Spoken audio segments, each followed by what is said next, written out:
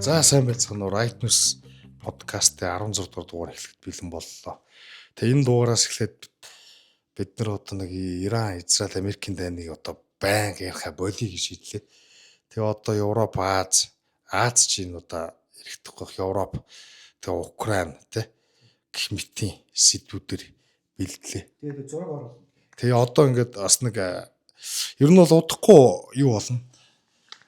Видео болно. Тэрнээсээ өмнө одоо та нар ч өөрсдөө бас ингээд нэг ядаж нэг хүн ярихдаа зургийг нүртэ оруулчих л та тэр хүн чи ямар хүн гэдгийг хармаараа нэтэрсэн сэтгэл битсэн байлээ. Тэгэхээр нэг зураг өдрөө оруулаад нэг жоохон инновац маягийн хийх энэ удаагийн энэ дугаараас эхлээд нэг тийм санаа байна. За. Тэг эхлэх үү. Тэгээ. За. Ерөөсөө энэ эхний мэдээ бол шинэ мэдээ. Дөнгөж одоо сая Монголын цагаар бол шүн одоо болсон тийм үйл явдлаа. Маш том үйл явдал. Америк одоо нийгмийг бол шуугуулсан. Одоо энэ дэр олзоо орох чинь гэх юм уу хайшаа. Тэгээ ер нь бол тэгж үзэхээр барууны үзэлтүүдийн хувьд. Ерөөсөө сая бол Америкийн FBI холбооны мөндөг товчооны дарга Каш Пател тэгээ хууль зүйн сайдыг төр орлон гүйцэтгэж байгаа энэ Тод Бланш гээд хоёр хүн хамтарч мэдээлэл гаргалаа.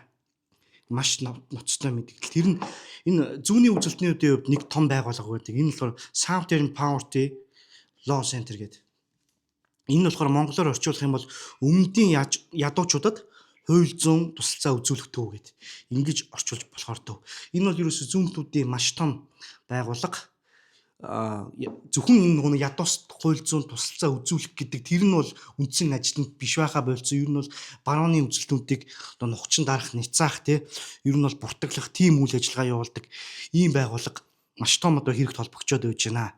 Энэ нь юу гэсэн бэ гэхээр одоо гол одоо энэ цэрэг цагтаа гэх юм уу одоо энэ байгууллагыг одоо буруутгаж байгаа, ер нь шүүх буруутгаж байгаа зүйл нь болохоор эдгээр одоо барууны үзэлтэнд гэж явдаг одоо экстремистүүд гэж явдаг одоо арьс өнгөний хит одоо даварсан үзэлтэй гэх юм уу хит одоо нацистууд болохгүй ер нь бол энэ нацистуудтай хамтран ажиллаад тэднийг одоо санхүүжүүлээд Ку Клукс Клан тийм одоо Ку Клукс Клан гэдэг одоо монголоор бол монголчууд сайн мэдэн шүү дээ цагаан хувцастай оройтон шовгор малгай өмсцэн одоо нөө жигэн боолуудыг одоо ордол боолыг очиж алдаг байсан. Тийм ордол боолуудыг барьж аваад дүүжилдэг байсан гэл тэр үе нөгөө расизмтэй кинонууд дээр аягүйх гардаг шүү. Тийм. Одоо тэр байгууллага ч юм. Одоо энэ дээр байгууллагуудын нэрийн дуртай шууд эхэлчихэд юу Ku Klux Klan ойлгомжтой нэгдүгээр тэгээд Ари үндэстэн гэдэг байгууллага.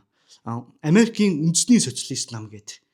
Энэ жижигхэн нам юм шиг байна. Гэхдээ бас яг энэ одоо цагаан арьснууд бол ерөөсөө ертөнцийн төв хамгийн дээд үндэстэн гэдэг л үзэл бодолтой байгууллагуудад энэ зүүнний үзэлтэй байгууллага одоо мөнгө төгрөгөөр тусалж дэмжиж ийсэн одоо өдөөж ийсэн. Шалтгаан нь бол ойлгомжтой. Хүмүүс одоо гайхаж болно. Яахаараа зүүнний үзэлтэй байгууллага ч одоо энэ арьс өнгөний үзэлтнүүд ингээд дэвэргээд өөрсдөө эсрэг зүйлийг санхүүжүүлдэг юм бэхээр энэ бол ойлгомжтой. Ерөөсөө энэ одоо өөрсдөө цагаан арьснууд зүгээр бусдад адилхан одоо хуулийн дор амьдрмаар байна.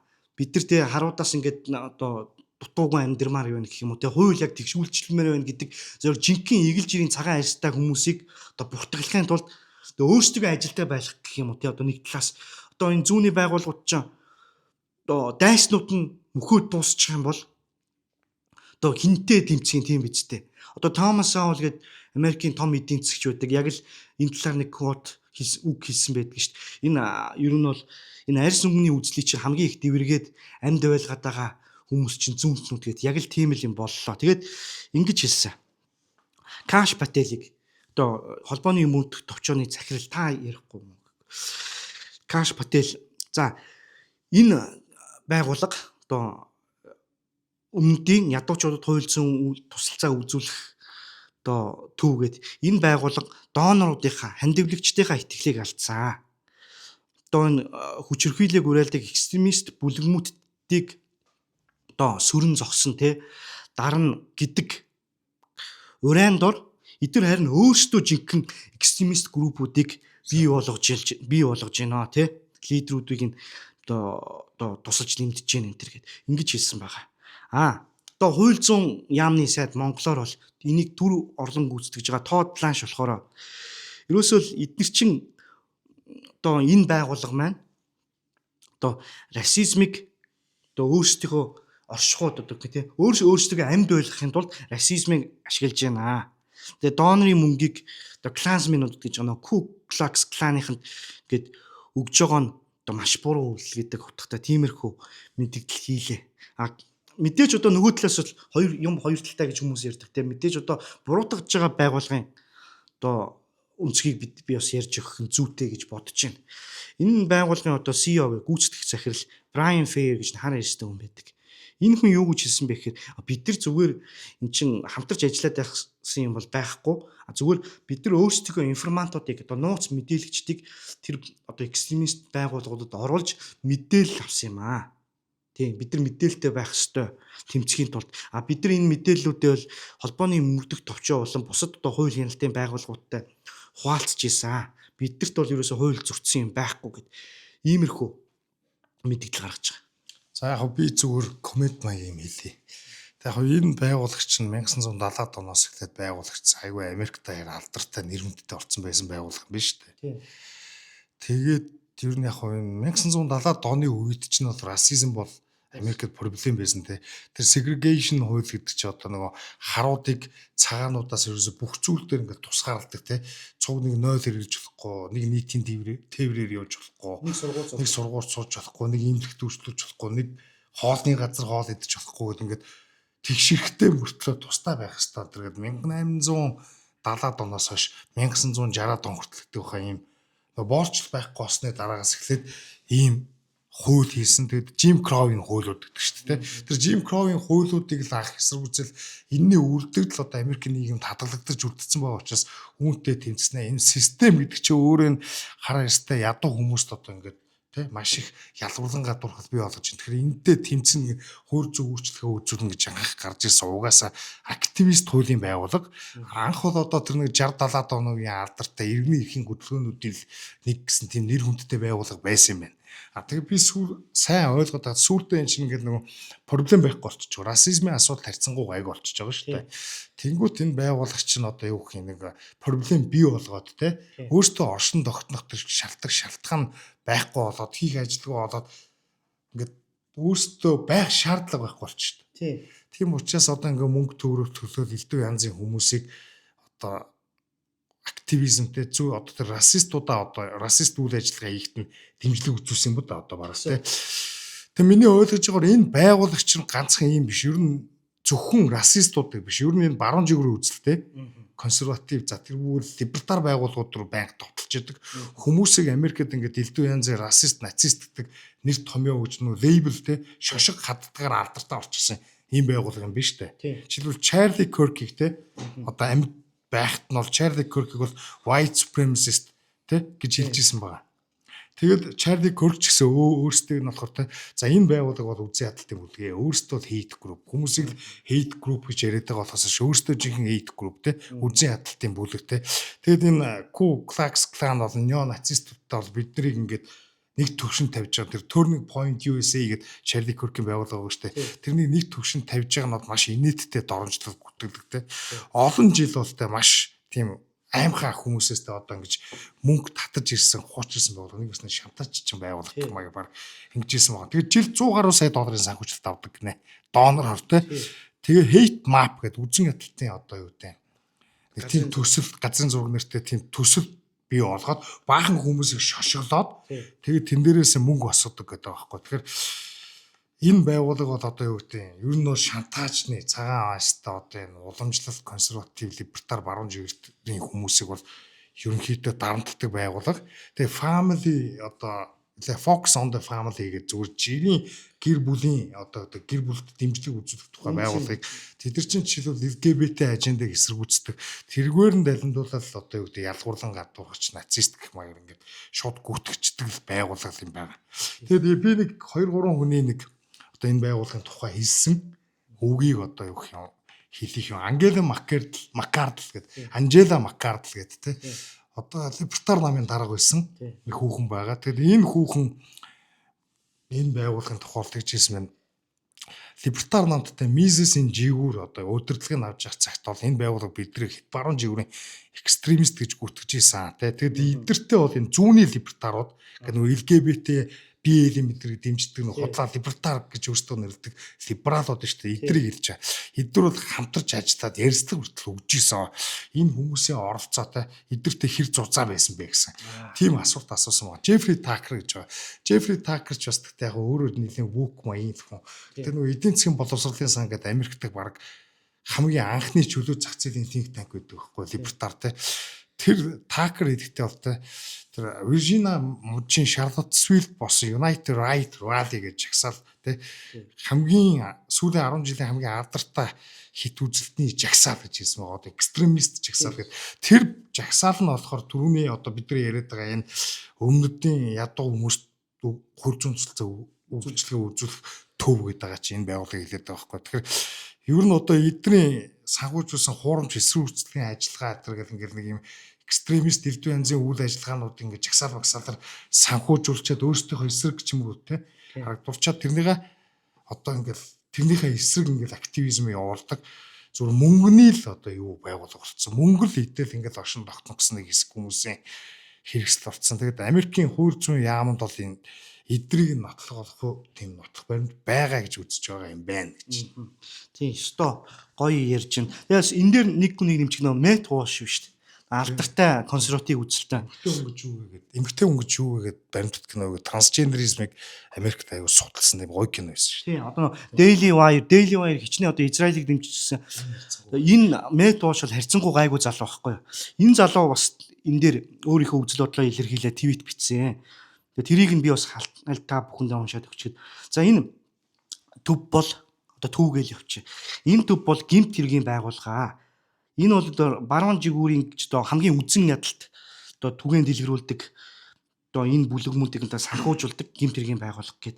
За би та бүхэн одоо Мэт Walsh гэж Америкийн бас алдартай консерватив үзэлтэн те.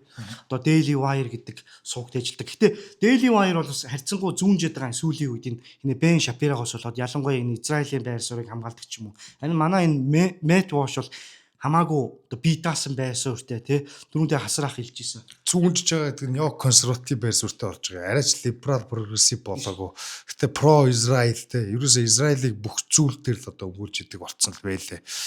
За тэгээ яг уу ер нь яг эндээс ингээ харахад бол ер нь энэ активистууд хүний эрхийн төлөө зүтгэлтнүүд төр гэдэг чинь ингээд яг үндэ нэг нийгмийн сайн сайхны төлөө тэмцээд байгаа хүмүүсээс илүүтэй өөрсдөө л ажил олгоол нэг ажилтаа олгоол нэг улс төрийн санхүүжилт мөнгөөр те одоо энийг бараг мэрэгжлийн ажил болгож өөр амьдэрдэг хүмүүс орчихсон гэдгийг л харуулж байгаа. Тэгэд BLM гэдэг Black Lives Matter гэдэг байгууллага байсан.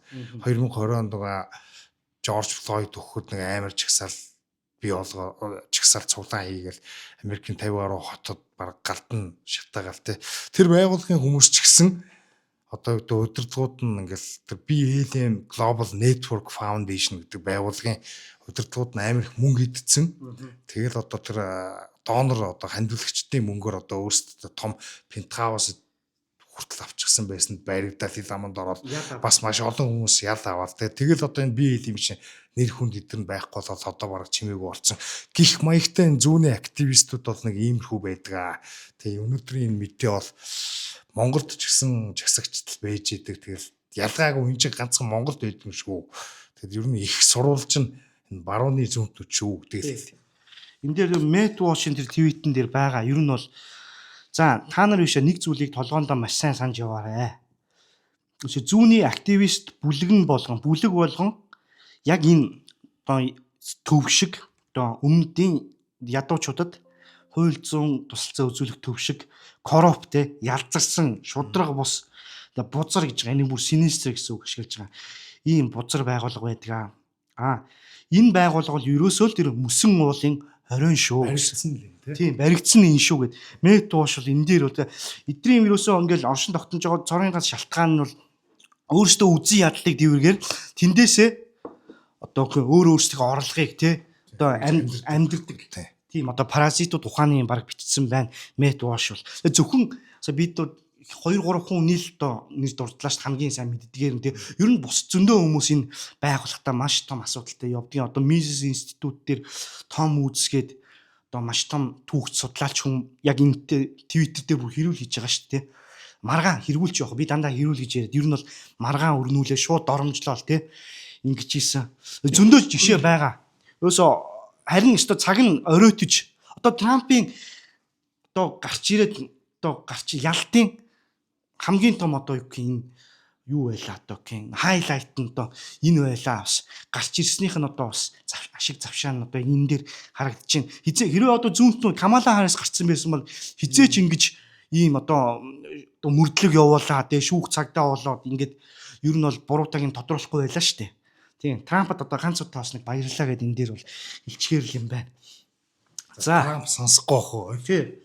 Яг дандаа муулдаг шүү дээ. Одоо бас зүүн жихмийнх нь хангиж байгаа байлгүй дээ. За дараагийн мэдээ Америктэй холбоотой мэдээ. За 5 дугаар сарын 1 олон улсын хөдөлмөрчдийн өдөр гэдэг. Майнбаяр. Монголд тэмдэглэдэг. Одоо хүртэл одоо Оросд бол нөө хуучин суураараа тэмдэглэдэг бүр ингээд бүх нийтийн амралтын өдөр болгож явдаг баяраа. За энэ баяр одоо Америкт ер нь бол одоо модонд орж байна. Урд нь ч яг Америк бол яг тийм хөдөлмөрийн гэхээсээ одоо энэ баярыг чинь сүртэй тэмдэглэдэггүй байлаа шүү дээ. Зүгээр яг социалистууд нь нэр дэвдээ өөрсдийнхөө ингээ албан ёсны баяр болгоо явдаг. Тэрийг нь одоо нөө Америкийн демократ нам ардчилсан нам ер нь бол хүүхдүүдэд шууд пропаганда хийх байдлаар юу яалаа. Байдлаар одоо түгээн дэлгэрүүлэх ийм орлого явсан байна. Одоо тэрийг та бүхэнд ярьж өгье. За энэ Чикаго хот Америкийн хамгийн одоо зүүнний үзэлтэй хотуудын нэг. Энэ хотын одоо улсын сургуулиуд нь одоо улсын сургуультай багш нарын холбоо гэж байдаг. Эн чинь бас нэг хэдэн жилийн өмнө нарын үйлдвэрчний бил баг. Тийм. Багш нарын үйлдвэрчний бил. Энэ байгууллага нэг хэдэн жилийн өмнө бас нэг айхтар жигсэж магсаа сүртийн бол цалин хангамжаа нэмүүлэх энэ төр. Тэдний бас ер нь бол одоо санаачлагаар эхлүүлж байгаа ийм үйл явдал. Одоо англиар student гэж байгаа. Энэ student гэдэг нэрэнд нь бол та бүхэн ерөөсөө хууртагдаж болохгүй. Энэ бол people гэдэг үгийг ашиглахаар сурагчд 10 жилийн сурагчдыг ерөөсөө хичээлийн нэг өдөр сайхан амрааж агаад энэ 5 дугаар сарын 1-ний жагсаал дээр бүгдийг сайхан оролцуулчих гэсэн тийм одоо санаачлагыг гаргасныг нь одоо зөөлрүүлээд гэх юм уу. Яг бүрэн хүлээж авсангүй энэ Чикаго хотын захиргаа энэ хотын захирагч нь за яг хичээл бол явдгаараа явна. Гэхдээ эцэг эхийн зөвшөөрөлтөй хүүхдүүдээ хичээлийн одоо дундуур ч юм уу хичээл дуусны дараа ч юм уу яасан бүтэн өдрийг зориулж агаад ингээд жагсаа цуглаалтанд оролцуулахар боллоо. 6-аас 12 дугаар анги бүр 1-ээс 5 дугаар ангийн бага насныхныг л ангийн бага насны хүүхдүүдийг оролцуулахгүй 6-аас 12 дугаар ингээд жоохон бас юм мэддэг хүүхдүүдийг гэх юм уу тий. Инхээр болсон. Тэгээд бүр ингээ албан ёсны вебсайтн дээр Чикаго хотын захирагч Брэндон Джонсон гэдэг хүн мэдээлэл гаргаад бид нар бол одоо энэ өдрийг бол одоо тэмдэглэх ёстой. Олон улсын хөдөлмөрчдийн өдрийг тэмдэглэх ёстой. Тэ бүх талууд ингээд хамтран ажиллаж байгаадаа ингээд баяртай байна. Яг энэ арга хэмжээнд дээр бол тэгээ ер нь бол Америкийн Чикаго хот бол ер нь бол энэ ажилчдын хөдөлмөрчдийн эрхийг хангах тал дээрээ бол угсаа түүхтэй тийм хотоо. Бид нар бол ерөөсөө ангийн ухамсарыг нэг Марксийн ойлголт үүдэн шүү дээ. Тэрэн дээр бол нэг consciousness гэдэг үгийг нь бүр ашигласан байгаа. Consciousness. Арайч класс гэдэг нь бол ашиглаж зүрхлээгүй. Гэхдээ яалтчгүй consciousness гэдэг үгийг ашиглаад энэ бид нар үндэснийхээ ухамсарыг гээд юу яах өргөх хэрэгтэй гэд. Энэ дээр яг хамгийн анх бид нар ажлын 8 цагийн өдөр биш үү те. Эн чинь бол Чикаго хотод бас энийг шаардчихсан тийм жигсаал энтер бол болж исэн юм байна. 5 сарын 1 гэдэг чинь Чикагогоос гаралтай Чикагогийн ажилчдын жагсаал болсон Hey Mark the Fires гэдэг. Тэгэд ажлын 8 цагийг шаардсан жагсаал дээр нь бөмбөгдөөд 6-7 ажилчин өгөхөд тэгэд хитэн цагтаа өгөхөд хит тунаг амар хоорондоо одоо алалдсан жагсаал тэмцэл болсон юм билээ 1886 онд. 5 сарын 1-ээс 5 сарын 5-6 хүртэл чиглэлүүдээ. Тэгээд 1889 онд жишээлбэл 2 дугаар интернационал гэдээ байгуулагдахтаа одоо юу гэх нэг олон улсын коммунист социалист намуудын конгресс болсон баг. 89 оны 5 сарын 1-нд тэр конгресс Парист болохдоо 5 сарын 1-ний өдрөөр зориуд сонгож явсан. Тэгээ тэргүүрээ энэ бол олон улсын ажилчдын эрхийг хамгаалах өдөр гэдэг тийм одоо өдөр болго сонгож авсан. Хоёрдугаар интернационал гэдэг мэдж байгаа Энгельс хүртэл оролцсон байдаг. Маркс бол арай өгсөн байсан. Маркс Энгельс хоёр бол анхны одоо интернационалыг байгуулахад оролцчихсон. Тэр нь бол бүтлгүүдсэн. Тэгээ 3 дугаархыг нь болохоор Коминтерн гэж мэдж байгаа Ленин байгуулсан. Тэгээ 1889-с 1914 он хүртэлгээд нийтдээ 25 жил оршин тогтносон гэж байгаа олон улсын одоо энэ 2 дугаар интернационал. Тэгээ дэлхийн 1-р дайн гараад тэр нөгөө намууд нь улсынхаа өөрсдийнх нь төр засгийг дэмжиж тэгээд задарсан. Тэгээ 2 дугаар интернационалын сүүрл гэж бүр тийм эссе хүртэл биччихсэн байдаг. Тэгэд ийм учиртай баяр байхгүй юу. Тэгээ энэ чинь Европод бол тэмдэглэдэг. Европын социал демократууд бол тэмдэглэдэг. Одоо Герман ч гэдэг юм уу, Францын социалист нам, Германы социал демократ нам, Америкт бол энийг авч хилцдэг байсан.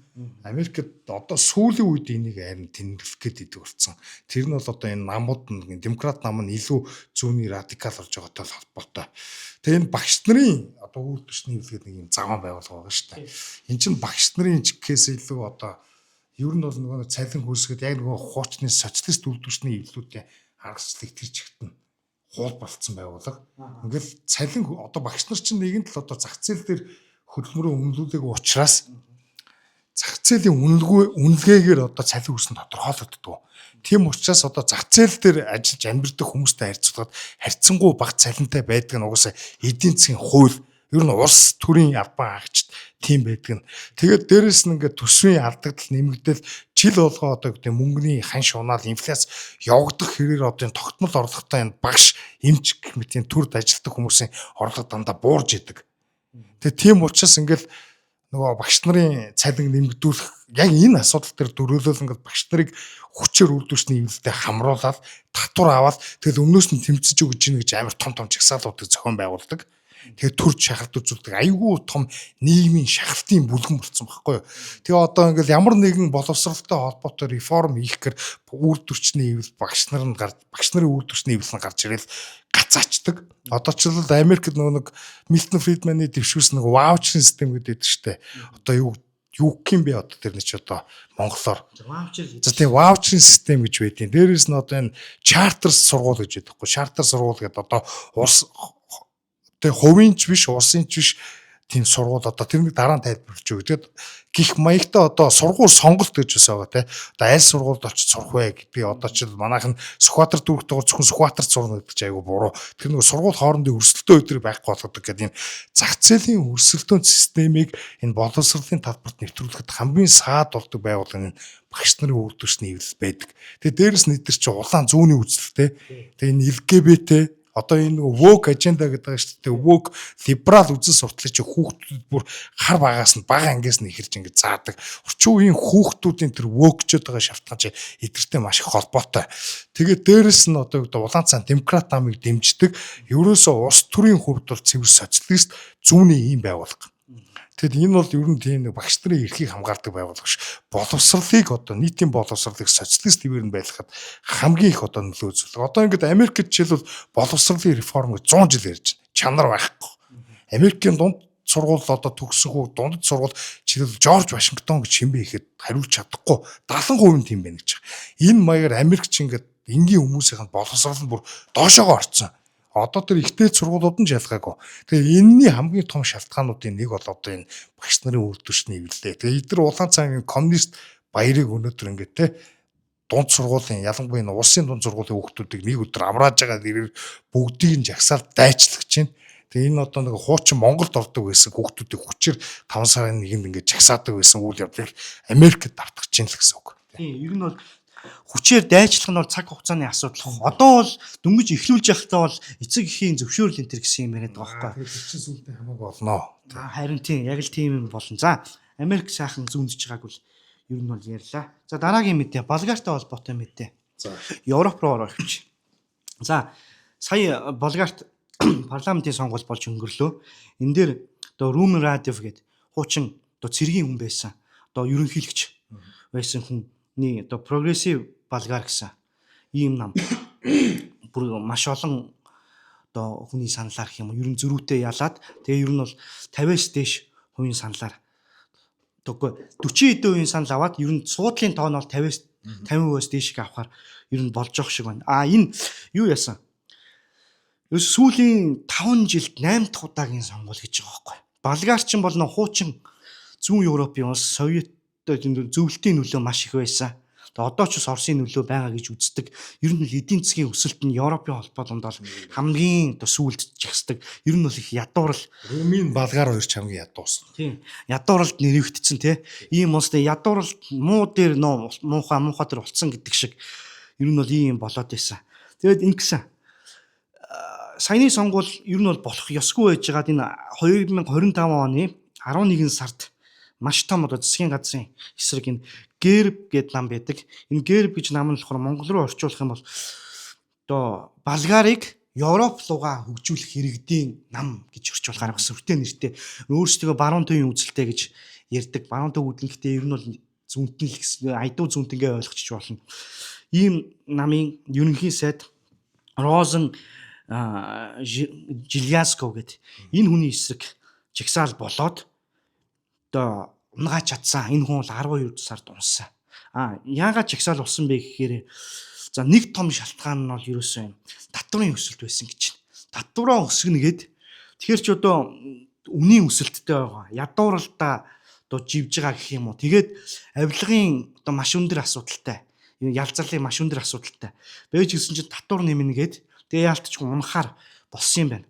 12 сардаа унаад тэгээд сонгуул одоо өдөө 4 сард болоод явж байгаа юм байна. За тэгээд одоо дүн мэдээг нь хэлж нэг энэ Rumen Radev-ийн энэ цоошин нам. Ерөөсө зөвхөн энэ сонгуульд одоо зориулж байгуулагдсан нам ч гэх юм одоо ивсэл واخгүй юу. За энийг эхлээд дүнгээ танилцуулчаа та бүхэнд юу яач яриад үгүй. Энэ нам 43%. Дараа нь тэр ГЭРБ гэдэг нам 13%. Дараа нь одоо энэ PP нам гэдэг энэ 12% аваа. Ер нь бол 130 суудал аваад одоо 121 суудлаар бол юу majority олонхын авдаг юм байна. Тэр тоонд бол хангалттай хүрээд 130 гэдэг тоог авч чадлаа. Тэгээ энэ ингэсэн одоо Rumen Radev-ийн нэрээ төгчл та бүхэнд тийм биз дээ.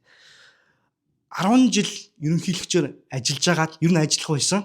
2 удаа ерөнхийлөгчөөр сонгогдсон. Эхний удаадаа бол Independent гэдэг биддааж нэр дэвшээд ерөнхийлөгч 2016 онд болсон. Тэгээ сая болохоор 1 жил дутуу байхад байна одоо 2 жил дутуу байхад өөрөө саналаараа огцроод энэ нь бол ерөөсө Румыны түүхэнд анх удаага өөрийнхөө саналаар огцорсон ерөнхий сайд болж байгаа юм байна.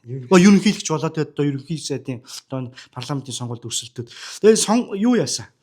Сонгуулийн одоо кампанит ажиллаа бол юун дээр төвлөрүүлсэн бэ гэхээр ерөөсөө нөхөр бол популизм гэдгийг сайхан хийсэн байна уу? Ер нь бол ард түмэн төрийн эсрэг гэдэг яг одоо үндсэн популизмын ойлголт биш ээ тий. Яг тэрийг одоо сайхан авч хэрэгжүүлээд тэгээ явсан. Энэ хүн чинь тэгээд бүр агаарын зэвсэгт хүчин Болгарын агаарын зэвсэгт хүчинд одоо хушууч генерал цолтой бүр дээд командлагчаар нь ажиллаж исэн. Ийм хүү ер нь бол юу хатуу гар одоо ер нь бол ардчлал явахгүй байх гэсэн тийм нэг ойлголтод одоо зөв Европ зөндөл гараад ирлээ шүү дээ тий. Тэгээ одоо хүмүүс хатуугаар нэг хүн одоо бодолтой сүүлийн 5 жилд 8 сонгуул их хэрчин дээр ямар ойлголт байх вэ? Тэгээд ер нь бол энэ цэргийн хүнээ сонгодог нь ч бас аргагүй ч юм байна. За тэгээд юу яасан? Энэ намыг нь бас ярьчихад бол юу юм бэ? Прогрессив гэсэн. Тийм, прогрессив гэдэг нь одоо энэ хоёр социал демократ намтайгаа энэ ч бол Болгарт хоёр социал демократ гэсэн нэртэй нам байдаг юм байна. Намтайгаа хамтраад бас нэг өөр намтай хамтраад тэгээд 3 намын эвсэл гэхдээ 5 удирдлагатай гэж байгаа. Энэ 3 намын дарга нь тэгээ хоёр бас одоо хуучин нэг нь ерөнхий сайд байсан хүн нэг нь бас нэг том албан тушаал сайд дарга хэрхэлж исэн нэг хүн нэг 5 удирдлагатай ер нь бол маш том юм блок үүсгээд ер нь бол тийм нэг зүгээр л энгийн одоо grassroots гэдэг тий бүр тийм хөдөлгөөн бол байгаагүй бүр establishment-ийнхаа хүмүүстэй нийлж агаад одоо ард түмнийхээ төлөө гэж байгаа л ер нь бол тийм бас зохион байгуулалтаа явсан тийм л ялт байна л да. Тий. За босноо. Энэ дээр тань дээр ярих юм байна уу? За би одоо Болгарын тухай бол мэдэхгүй. Үнэхээр мэдэхгүй юм чи юу гарах вэ? За тэгвэл Румен Радивыг одоо юу? Радив, ер нь бол Радив гэж дуудах хэрэгтэй. Юу Европын холбоо бол ад үзэж байна. Ад үзэж байгаа шалтгаан нь бол ойлгомжтой. Энэ хүмчин бол эдийн засгийн хувьд бол зүүнний үзэлтэй. Ер нь бол одоо хамтарж байгаа намуудын харалтаа. Соцтекүүтэй хамтраад. Гэхдээ гадаад бодлогын хувьд бол ер нь бол Орос талдаа гэж боддог. Гэхдээ тэр нь бас 100% Орос талдаач биш. Ер нь 22 онд нөө Путин Орос Украиныг товтлоход бол энэ товтлогооныг нь бол ер нь шүүмжилжил байсан. Гэхдээ энэ дайнаа бол одоо та бүхэн итгэн дуусгах ёстой. Одоо ширээний ард суужгаад энийгээ сайхан шийдэх ёстой. Болгар улс бол одоо Украинд бол ямар нэгэн зэр зэвсгээр туслах эсвэл тэр зэр зэвсгийн 100 чих ёсгүй гэдэг. Энэ Болгар ч бас зэвсгийн үйлдвэрлэл нь айгүй энэ дайнаар одоо ам орсон гэж шүү дээ. Хуучин чин зөвлөлтийн үед бас зэвсэг хийдэг байсан юм байна. Тэр нь тэгээд зогсцсон байсан.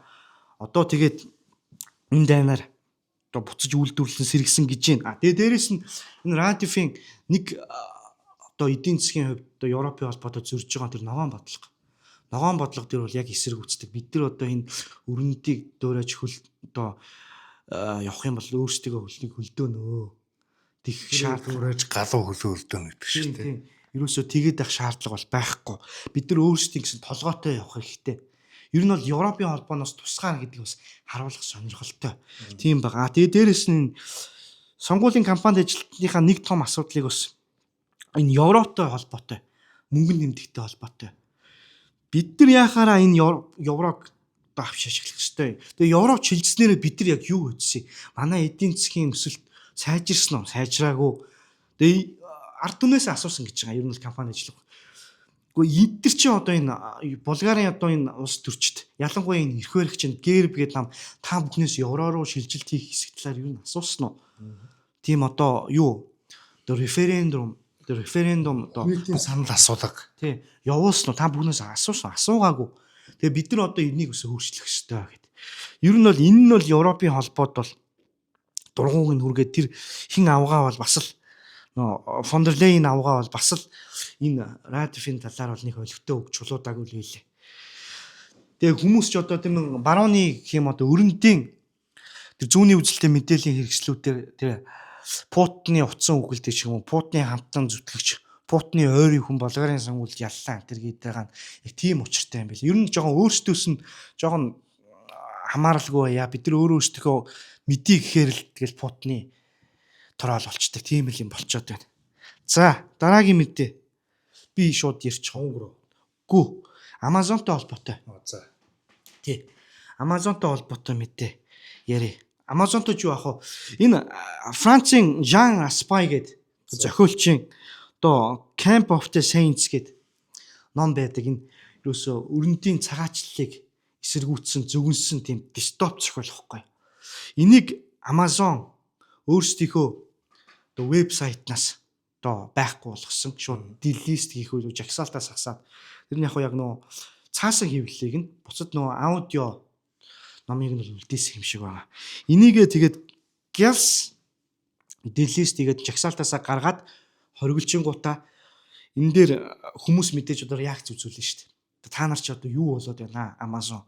Ямар тэр Minecraft энэ юм уу энэ ном чинь. Тэгээ Minecraft ч гэсэн бас Amazon бас нэг хэсэг тэ цаасан хэвлэлийг нь бол бас одоо бандцсан л байгаа шүү дээ. Ер нь бол тэгээ эн чинь Minecraft биш дээ. Эн чинь зүгээр л өрөндийн энэ масс цагаачлалыг одоо зөвгөнсөн ийм л одоо зохиоштой. Та нар яаж байгаа юм бэ гэсэн чинь харин төд удалгүй буцаад энэ бангаа болиулаад хориглолтоо болиулаад Майн камп ч гэсэн түүхийн бүтээл ш. Тэрнээс ч хүмүүс суралцах хэрэгтэй биз дээ. Уг нь тийм. Түүхийн одоо гэдэг юм уу ямар экстремист буруу үз санаанууд түүгүүд яаж явдیں۔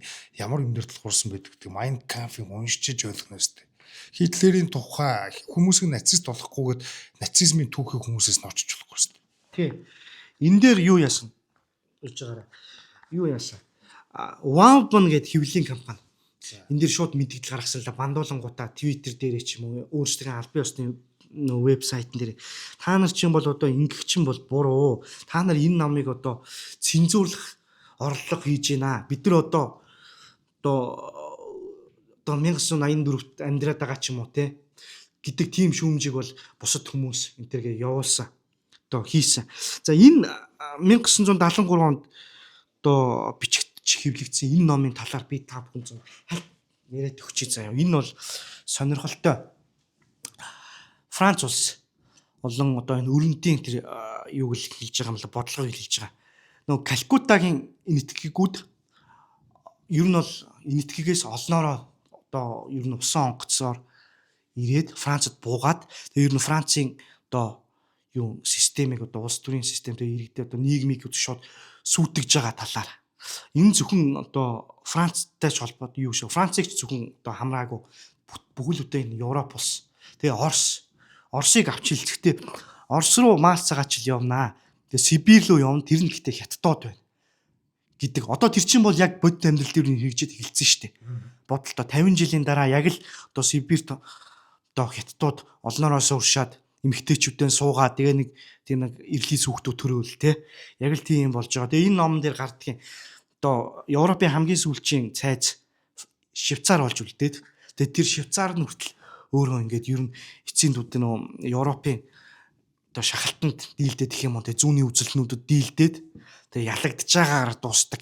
Энэ дээр ч тэгээ Английн хатан хаан Пакистануудын одоо шахалтаар гэх юм уу хүүхдээ одоо ачаач байлуу одоо Пакистан хүнтэй суулгаад дуустдаг. Тийм ном багхгүй юу? Ер нь бол Францыг нь зүүнтнүүд эзлээд өөрсдийнхөө засгийг тогтоогоод тэгээд ер нь бол бас зүүн Францууд ч нэг цагаан арьстай зүүнтүүд нь эх орноос ер нь урамж байгаа шүү тий. Тэр энэ талаач гараад ер нь бол өрөндийн иргэншил Марс цагаачлалаас бол сүрж ийн гэсэн тийм л ном байгаа. Би энэ номыг болохоор анх яаж мэдсэн бэ гэхээр Либертан үндэсний загалмаас эцэг Murray Rothbard гэж юм байдаг. Тэрний Nations by Consent гэдэг тийм дөө өгүүлэг эссе байдаг байхгүй юу. Тэрэн дээр яг энэ өгүүлэл одоо энэ ном дурддагдтiin Camp of the Saints гэдэг. Эндээс од мэдчих авчлаа. Тэгэд энэ ном чи анх ер нь бол Францад шууд бестселлер болоод эхэлсэн. Эхэлж яваад Англид бас англи хэл дээр орчуулагдаж хэвлэгдээд бестселлер болоод 90 онд ингэж явж байгаад энэ ном хэвлэгдэхэ болсон. Тэр нь болохоор шууд тэр нэг эрхийг авсан ном хэвлэхэ болсон байхгүй.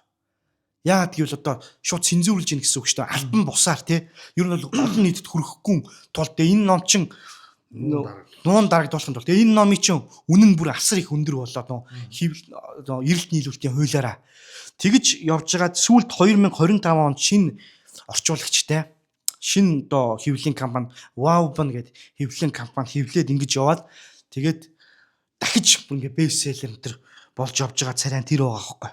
Тэгээ 1982 онд энэ Raspai гэдэг одоо энэ зохиолч маань өөрөө бас нэг үг хэлж ийсэн. Одоо 10 жилийн дараа байх нь шүү дээ номын хэвлэлтээс. За одоо энэ бид бүхэн гэж байгаа. Бид бүхэн гэдэг нь өрөндийг хэлж байгаа.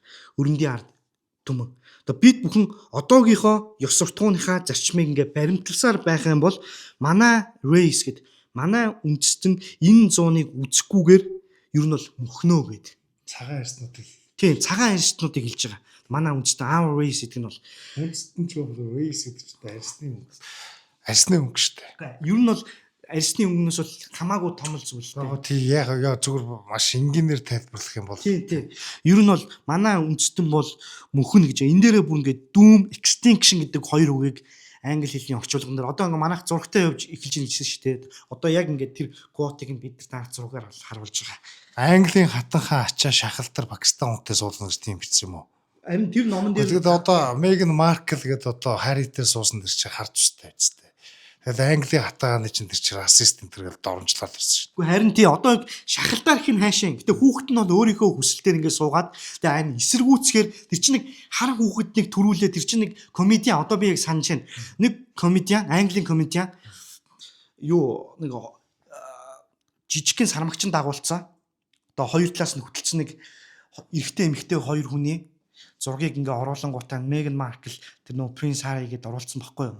Тэр чинь бол танаа хүүхд чинь сармагчин шүү гэд юм доромжилж байгаа шүү тий. Тэгсэн чи тэр комедиан ерөөсөө ажил төрлөөсөө халагдаад ер нь ажил амьдралгүй карьергүй болж исэн байхгүй юу? Тэгээ тэр нь бол яг санагдаж байна. Ер нь бодит байдал хэрэгжээд эхэлсэн. Шууд political correctness гэдэг чинь одоо шууд яваад эхэлсэн байгааг юм л. Тэгээ одоо мэдээж нүүн талигддаг хатан хаан маань хуучин цагийн хүн мэдээж хар ажтай эмэгтэйдээ суусанд нэг дуртай байгаагүй бах. Тэгээ ер нь бол харьцаа бол маш хөндөрцөн ордондоо хүлээж авдаггүй байсан гэж байгаа. Тий. Тэр чин долоон буудлын лолж юм биш штэ. Харин тий. Тэр чин Британий хатан хаан штэ. Тэр расист байгаа нь ойлгомжтой штэ. Тийм үстэй. Тэрнийг гаднаа илэрхийлэхгүй ч гэсэн дотор расист л гэж таарна штэ. Тэгээд тэр хар арьстай эмэгтэй зүгээр л нэг биелист common actor одоо юу гэх юм харцгааралтай хар арьстай л жүжигчин байхгүй юу.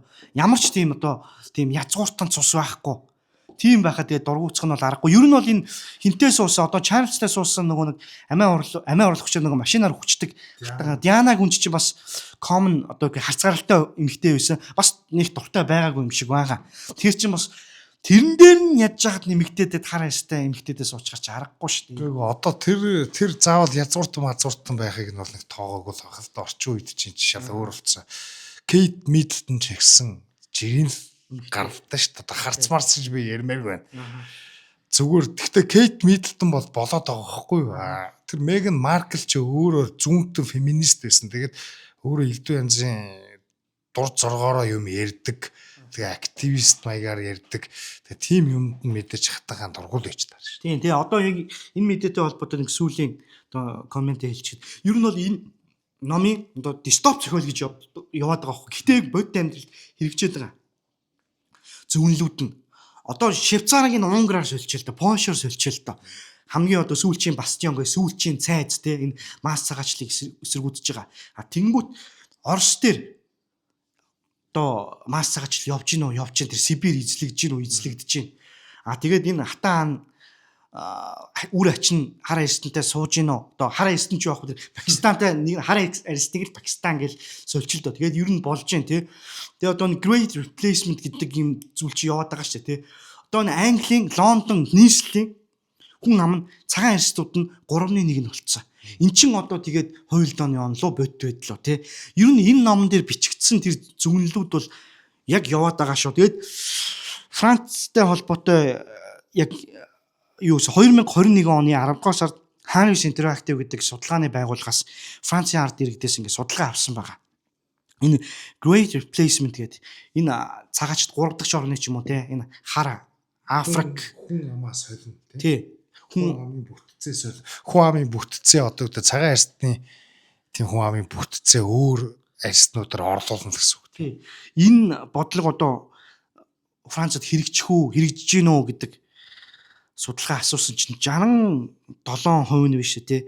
Юу бид нар одоо улсынхаа төлөө санаа зовж байна. 61% нь болохоор энэ Great Replacement гэдэг бол үнэн шүү гэдэгт итгэж гин гэсэн.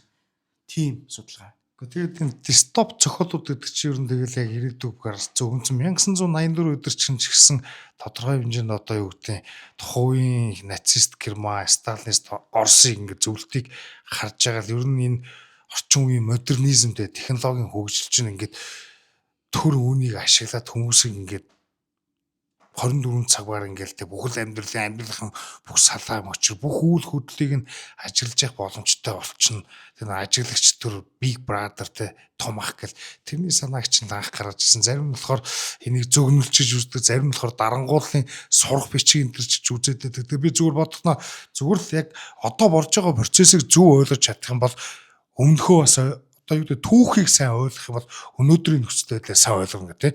Өнөөдрийн нөхцөл байдлаа маш сайн ойлгож чадах бол ирээдүгөө барагцааж тодорхойлж болно гэдэг шиг л прогнозислийн болов гэж би өөдөө харж байна. Тийм ер нь бол эрүүл ухаан юм дедукц шүү дээ тийм. Дедукц. За иймэрхүү мэдээ байна. За дараагийн мэдээг хасар ах ярих нэг Украинтай холбоотой сая нэг террорист үйл явдал Украины Киев хотод болж өнгөрлөө. Тэрийг ярих удаа. За 4 сарын 18-нд те Киев хотын Голосевский дүүрэг гинэ. Нэг залуу зэвсэг хэрэглээд гал нэгэд хүмүүсийг одоо алж шахтуулсан байна. Цагдаагийн байгууллага тус этгээдийг баримтлах тусгай ажиллагаа явуулсан. Тэгээ халдлага үйлдсэн этгээдийг баримтлах ажиллагааных үеэр устгацсан гинэ алжиж. Тэгээ Украинский правда гэдэг сонины мэдээлж гарал уг этгээдийн нэрийг Дмитрий Васильченко гэдэг юм байна. Тэгээ 68 оны 4 сарын 21-нд Москвад төрсөн гэж байна. Дмитрий Васильченко нь 92 оноос эхлээд одоо Украины зэвсэг түвшинд алба хааж исэн бөгөөд голдуу Одесс мужид автотээврийн цэргийн ангид ажиллаж исэн гинэ. Тэгээ 2005 он цэргээс салгагдсан гэж байна. Үүний дараа Оросын холбооны улс руу яваад 17-нд Украинд буцаж ирээд Бахмутд амьдарч исэн гэж байна. 24 оны 4 сарын 19-ний байдлаар уг халдлагын үеэр шаардсан 8 хүн одоо эмнэлэгт хэвтэн эмчлүүлж байгаа гэж байгаа байхгүй. Тэднийхэн дунд нэг хүүхэд байгаа гэж. Тэгэд яг одоо биеийн байдал нь дунд зэргийн л байгаа гэж. Тэгээ энэнийг одоо террорист татлагл гэж үзэх үгүй юу гэдэг л асуудал гарч ирээд байгаа шүү те. Тэгээ цагдаагийн төлөөлөгч Вихивский гэдэг хүн хэлэхдээ гэмттгэд зэвсэгтэйгээр гудамжинд гарснаас хойш супермаркет руу орох хүртэл ойролцоогоор 10 минут тусан гэж байгаа байхгүй. Тэгээд үүний дараа түнтэй хилцээ хийсэн гэж тэр тодорхой шаардлага өгөх тавиагүй гэд. Тэгээ албан ёсны тушаалын дагаа түүнийг сарамжуулах буюу нөгөө устгах шийдвэр гараад хүмүүсийг барьцаалцсан байхад нь те устгах ч гэсэн л юм байна те. Тэгээд барьцаалах одоо тухайн үйл ажиллагаа явагдаж байх үеэр манай хүн одоо гал энтер нээгээд тэр мөрөлдөөний үеэр те дөрвөн одоо хүмүүсийг алж шархдуулсан юм байна. Тэгээ дөрвөн барьцаалагчийг цагдаа нар амжилттай аварч сулсан гин. Тий. Одоо энэ нөхөр маань гэх юм уу те энэ террорист гэж хэлдэг нөхөр маань ер нь бол тэр украинская правда уншиж хахад энэ ч одоо энэ мэдээ бол тэр сайтаас авсан шүү дээ те. Ингэсэн угаасаа энэ хөршүүттэйгээ айгу харьцаа муу байсан гинэ. Тэгээд гэрээсээ нэг айхтар цухадгүй ер нь бол харьцаа тааруу. Тэгээд гудамжинд хөршүүттэйгээ хэрэлдэжсэн гинэ. Тэгээ эхлээд тэр гурван хөршөө гэж байгаа. Одоо наад нэг хүүхэд гэж байгаа шүү дээ тий. Одоо биеийн байдал нь ямар ч докторцсон гэдэг. Тэр гурван нөхрийгөө эхлээд одоо ирзэнийн сумаар буудаад тэгээ буцаж гэрлүүгөө оронгуудаа тэр яг тэр галт зэвсгээ авч гараад тэр гудамжинд буудалцаанаа эхлээд дараа нь супермаркет ороод алсан гэж байгаа. Одоо энэ хүүхэд бол ирзэнийн сумаар буудуулсан гэдэг нөө Украины тэр цэргийн хүн хэрж лээ л дээ.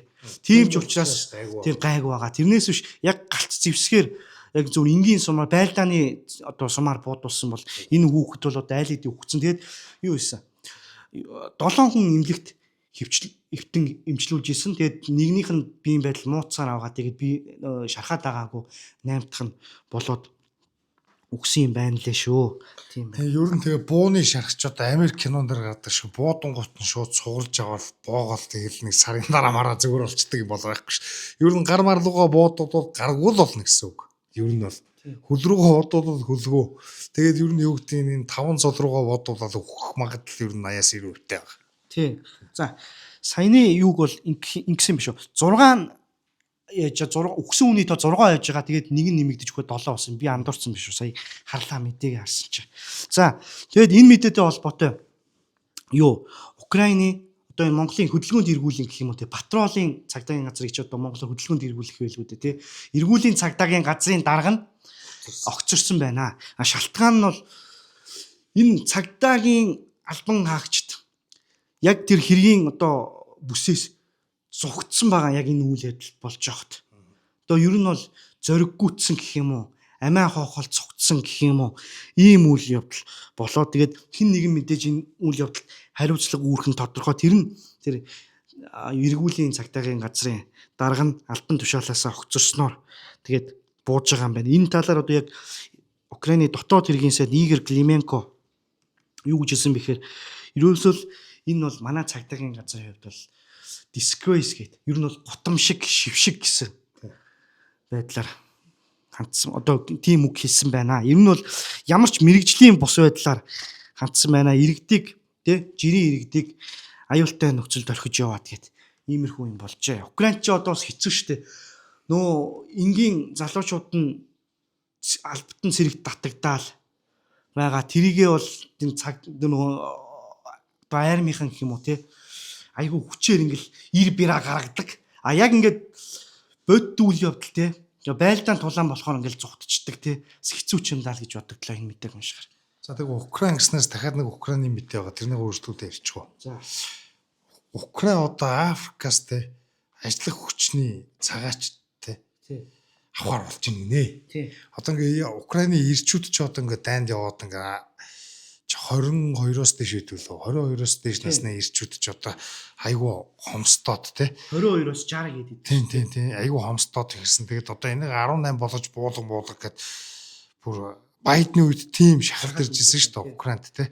Тэгээд демографийн ч гэсэн тодорхой хэмжээний хямралд орж ин дээрээс нь маш олон хүмүүс гадагшаага дайжаад дөрөөд яваад өгсөн байгаа те. Тэгээд Украины ерөнхийлөгчийн хамгийн газар мэдээлсэн байна. Тэгээ Украин улс бизнесийн салбарт ажиллах хүчний хомсдлыг нөхөхийн тулд Африкийн орнуудаас цагаач ажилчдыг татан авах тийм нөхцлөө хөнгөвчлөхөөр болсон байна. Зорж байгаа юм байна тий. Тэгээ компани өдөрлөгтэй хийсэн SEO Club гэдэг уулзалтын үеэр ерөнхийлөгчийн тамгын газрын дарга Кирилл Буданов гэдэг хүн шинэ дүрм журам боловсруулад гадаадын ажилчдыг болон тий одоо нэвтрүүлэх хууль ёсны болох шинэ журмыг шинжлэх гэж байгаагаа мэдгдсэн юм байна. Тэгээ засгийн газар шүү дээ. Украины засгийн газар цагааштай эрсдэлтэй гэж ангилдаг улс орнуудын жагсаалтыг дахин хянаад өөрчлөлтөр болж байгаа юм байна. Тэгэд ер нь гаднаас ингээ ажиллах хүч орж ирэх төр үйл явц шүү дээ. Процесс тэрнийг хэлбэрчлэж байгаа юм байна. Тэгээ ер нь бол Африкийн орнуудтай хамтын ажиллагааны талаар аль хэзээ тийм хурал зохион байгуулсан. Тэгээ гадаад хэргийн яам бол аюулгүй байдлын яамд нь виз мэдүүлэгчдэг одоо тийм нэмэлт шалгалтанд оруулдаг улсуудын жагсаалтыг яаралтай шинжил гэсэн тийм даалгавар өгчээ. Тэгэд Украины цагаачлалын бодлого урд нь бол хатуу байсан юм байна. Одоо ингээд эн чинь нөгөө дайн болчихж байгаа те. Тэгээд дээрэс нь Европтой эдэр чи илүүнгээ ойртчихж байгаа. Тэгээд Европын холбооны нөгөө масс цагаачлалын асуудал чинь одоо Украинд бас хэрэгжиж эхэлэх гэж байгаа юм байна. Украин ирчүүд ч юм уу те одоо дайнд явж өгөж өргөдөөд оронд нь харууд ирж ингэж амьдарч ажиллаад нөгөө Great Replacement л болох гэж байгаа байхгүй юу. Украин Европын холбоонд ороогүй НАТОд ирсээгүй байгаа. Тэрнээсээ өмнө ингээд дайнаар далиндуулаад юм болчих чинь. Тэгээд бид нар урдныхан дугаарууд дээр бас ярьжлээсэн Герман саяхантай цэрэг батлахын насны ирчүүд одоо бүгдээ гадаадад 1 жилээс удаан хугацаанд оршин суугаад одоо батлан хамгаалах яманд очиж бүртгүүлэх ёстой гэсэн тийм хууль мөрдөгдөж ирсэн гэдэг. Тэгээ тэргээр бол зөвхөн цагаан айрстай Германы баг уугуул иргэдэл цэрэгт явна. Тэнд байгаа элдв араб ч юм уу дөрвөгч бол ерөөсө цэрэг мэрэгт татдаг тухай ойлголт байхгүй. Ингээд цагаан айрснуудыг л сүрүүлэх бодлогыг Европын холбоо энэ өрнөдийн зүүнтнүүд социал демократууд либералууд хэрэгжүүлээд эхэлчих гэсэн чинь одоо энэ Орос Украины асуудал хүртэл гарч ирж байна л гэсэн. Тийм. Ерөөсө дайн зогсооч гэж яхад өрөндийн зүүнтнүүд л энэ дайныг сунгах тий хүсэлтэй байсан. Ерөөсө хилцээний ширээний ард суулгах хүсэлгүй тэр Борис Джонсноос ахуулаад ер нь одоо энэ дайныг дэмжиж байгаа намуудын та нар бүгдээрээ хараад байгаарай. Яг жинхэнэ консерватив либертар үзэлтэй намууд энэ дайныг дуусгах, даруй дуусгах хэрэгтэй гэж байгаа бол зүүнний үзэлтэнд бол энийг Украиныг одоо зэвсэг болгоод одоо өөрсдөө бэлгэгч болгож жагаад Оросыг дарж авъя гэсэн тийм л санаатай байгаа шүү дээ. Тэгээ одоо энэ 20-с 60 насных нь одоо зэрэгт албан татагдаж 22-оос 60 насныхаа зэрэгт албан татагдж байгаа. Үүнээсээ шалтгаалаад маш олон хүн бас хажуугаар нь дөрвөөд нутгаасаа гараа явцсан. Одоо энэ Европын орнуудаар тархацсан. Тэгээд хүн амын популяц, хүн амын нийт тоог нь зарим байгууллагууд 30 сая гэдэг байгаа Украины. Зарим нь 25, 28 гэдэг. Ерөндөө боддөөдөө баг 20 сая байж магадгүй гэсэн тийм тоо яваад байна. Тэгэхээр бас аргагүй юм шиг. Британий талын одоо юу гэдэг байгууллагууд жишээлбэл тийм үнэлгээр гарсан Украины бодит тоо нь 20 орчим сая гэсэн тийм шуум дэгдээдсэн юм биш үү те. Тэгэхээр ер нь анх чинь Украины чинь 50 орчим сая хүнтэй гэдэг байсан. Тэгээд 10 сая хүн явсан тэгээд. Тэгэхээр яг одоо дайнд хэдэн хүн хүрсэн байгаа нь бол тодорхойгүй байгаа. Тэгээ ер нь бол арайч 20 сая биш байх. Тэгтээ 20 хэдэн сая хүмүүс хүртэлцэн байгаа. Тий. Тэгээд яг энэ дайн эхэлж байхад ер нь Орос Украины дайн эхэлж байхад ер нь эхлэхээс ч өмнө хүмүүс ярьж ирсэн. Дайна болоо. Наа чин бол одоо энэ Great Replacement гэдэг зүйл чи Украин дээр болно шүү. Одоо энэ цагаан арьстай залуучууд нь цэрэгт явцдаг, үхэж үрэгддэг. Тэгээд оронд нь энэ зүүн өмнөд Азийн одоо энэ Пакистан ч юм уу, тэгээд одоо Филиппин ч юм уу хаамаагүй ер нь Бангладеш ч юм уу тий Пакистан гээл. Тэгэл н Африкууд, арабууд та нар ороод ирнэ шүү. Хэрэггүй наа дайна болцгоо гэж хэлж исэн. Тэгээ хуйлдааны онол гэж яг энэ зүйлийг хэлж исэн хүмүүсийг ярьж исэн. Одоо яг л бодит амьдрал дээр хэрэгжээд эхэлчихэж байгаа байхгүй. Энэ чинь бол том мэдээлэл. Зөвхөн энэ ерөнхийлөгчийн хамгийн газарч биш. Тэр миний ойлгосноор бол тэр одоо монголоор бол одоо худалдан ажилуулгын танхим биш. Тэрний ерөнхийлөгчгээд нөхөр нь бас энэ талаар хэрэгжүүлж байгаа. Одоо манайх бизнес хийх гэхээр бид нар ингээд бизнес хийх гэхээр ажиллах хүчин цөөдөд байна.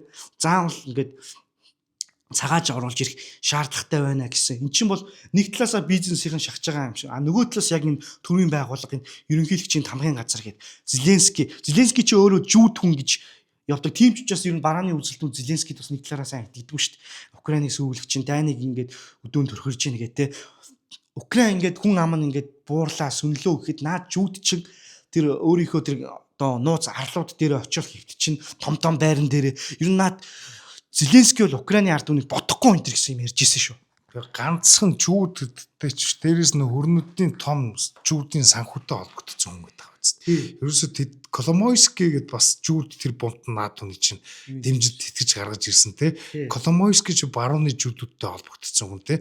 Дараа нь Коломойскийгоо мөрөө Зеленский чинь барууныханд Америкчуудтай хэлэмээ оролцоод би одоо юу хин дундын зуушлагчаа өгөөцсөн гэх юм уу те. Тэгээ эн чинь ер нь юм олон улсын хөлбөмбөр эрхлэлтийн компаниудын холбооны ерөнхийлөгч Василий Воскойбник гэдэг хүн хэлсэн байна. Украин хүн ам зүйн ностой хямралд орсон тий. Энийг зөвхөн төрөлтийг нэмэгдүүлэх замаар огт шийдвэрлэх боломжгүй болсон. Тийм учраас хөдөлмөрийн одоо хүчний хомсдол болон хүн амын бууралтыг нөхөхийн тулд хөгжиж буй орнуудаас 8 сая гаруй цагаач шаардлагатай гэж хэлсэн байна. Тэгэхээр одоо 8-10 сая хүн ингээд Украины сая байхгүй болсон хүмүүсийг орлоод баахан Африк, Араб юм уу, Пакистан, Бангладеш орж ирэхээр болж байгаа юм байна. Сая би өнөө өглөө бас нэг твиттер харж агаад нэг юм уншлаа. Монголд одоо энэ хятадын асуудал их яригддаг болж байна. Твиттер дээр ялангуяа энэ хятадуудын тоотлого ямар амар нэмэгдэж байна гэдгийг ер нь одоо баг толгойтой хүн болгон анзаардаг, хэлж ярьдаг болсон байна. Тэгээ тэрийг бас хүмүүс олон янзаар тайлбарлаж байна. Нэг нь гэсэн одоо энэ хурдны зам мам энтергээ солиороо том төсөл мега төсөл энтер гэдэг байгаа шүү дээ. Тэрнтэй холбоотой тэрийг хийх гэж байгаа нөхдүүд олноороо орж ирсэн байна гэж. Ер нь энэ чинь гадаадыг ярилтгүй монголчууд өөрсдөө энэ баг масс цагаачлалын одоо нэг золиос нь болох гээд байгаа юм шиг. Тэгээ ер нь би бодож байна. Монгол улсад 3 сая хүн амтай тий. Ийм байхад одоо энэ хятадууд гэдэг нэг одоо айхтар үндэст нь одоо бол хуучин цаг шиг Монголын өвлөө сайн мэн гэх юм биш тийм биз дээ. Нэг өвлийн дулаан орон суудсан. Ороод машин унаал явчих. Машин унаал явчихна. Одоо өвлөө сайхан айцгүй болцсон. Хэдэн 100 мянгаар ороод ирчих юм бол Монгол улс яг энэ асуудалтай бас нэрвэгдлээ шээ. Дайнтай дайнгу. Бид нар одоо ер нь дайнгу орон дайнтай юм шиг амьдарч штэ бас. Тэгээд одоо энэ хотын төвийн гэх юм уу энэ том офис барилгууд дотор ч одоо Пакистанууд, Бангладешүүд зөвхөн цэвэрлэгээ дэрийг хариуцдаг орсон гэж байна.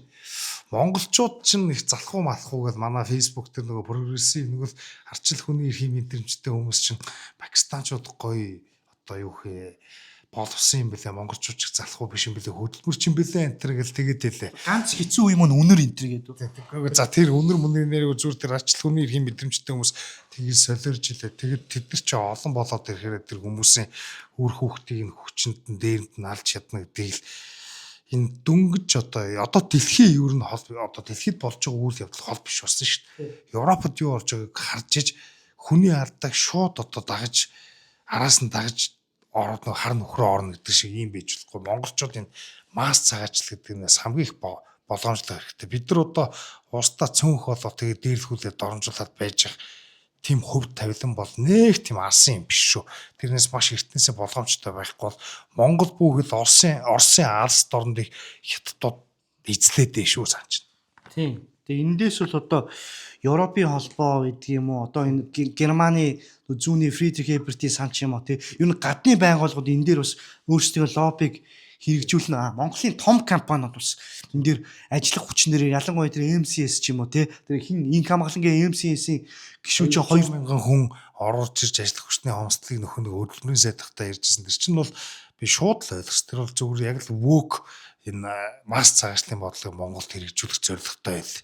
Тэгэхээр бид нар одоо өөрсдөө сайхан нэгдэн нэвтрах хэрэгтэй энэ том бизнесүүдийн эсрэг энэ төрийн энэ том албан тушаалтнуудын энэ лоббинд орсон нөхдүүдийн эсрэг тэгээ эх оронч гэдэг юм чи одоо энэ дээр л уг нь гарч ирэх ёстой доо гэж бодох юм. Тэр эх орон морончоо бай гэхэд ерөөсөө өөрсдөө бид нар өөрсдөө амьдрах орон зайг болох гэдэг шүү бодохгүй. Тий.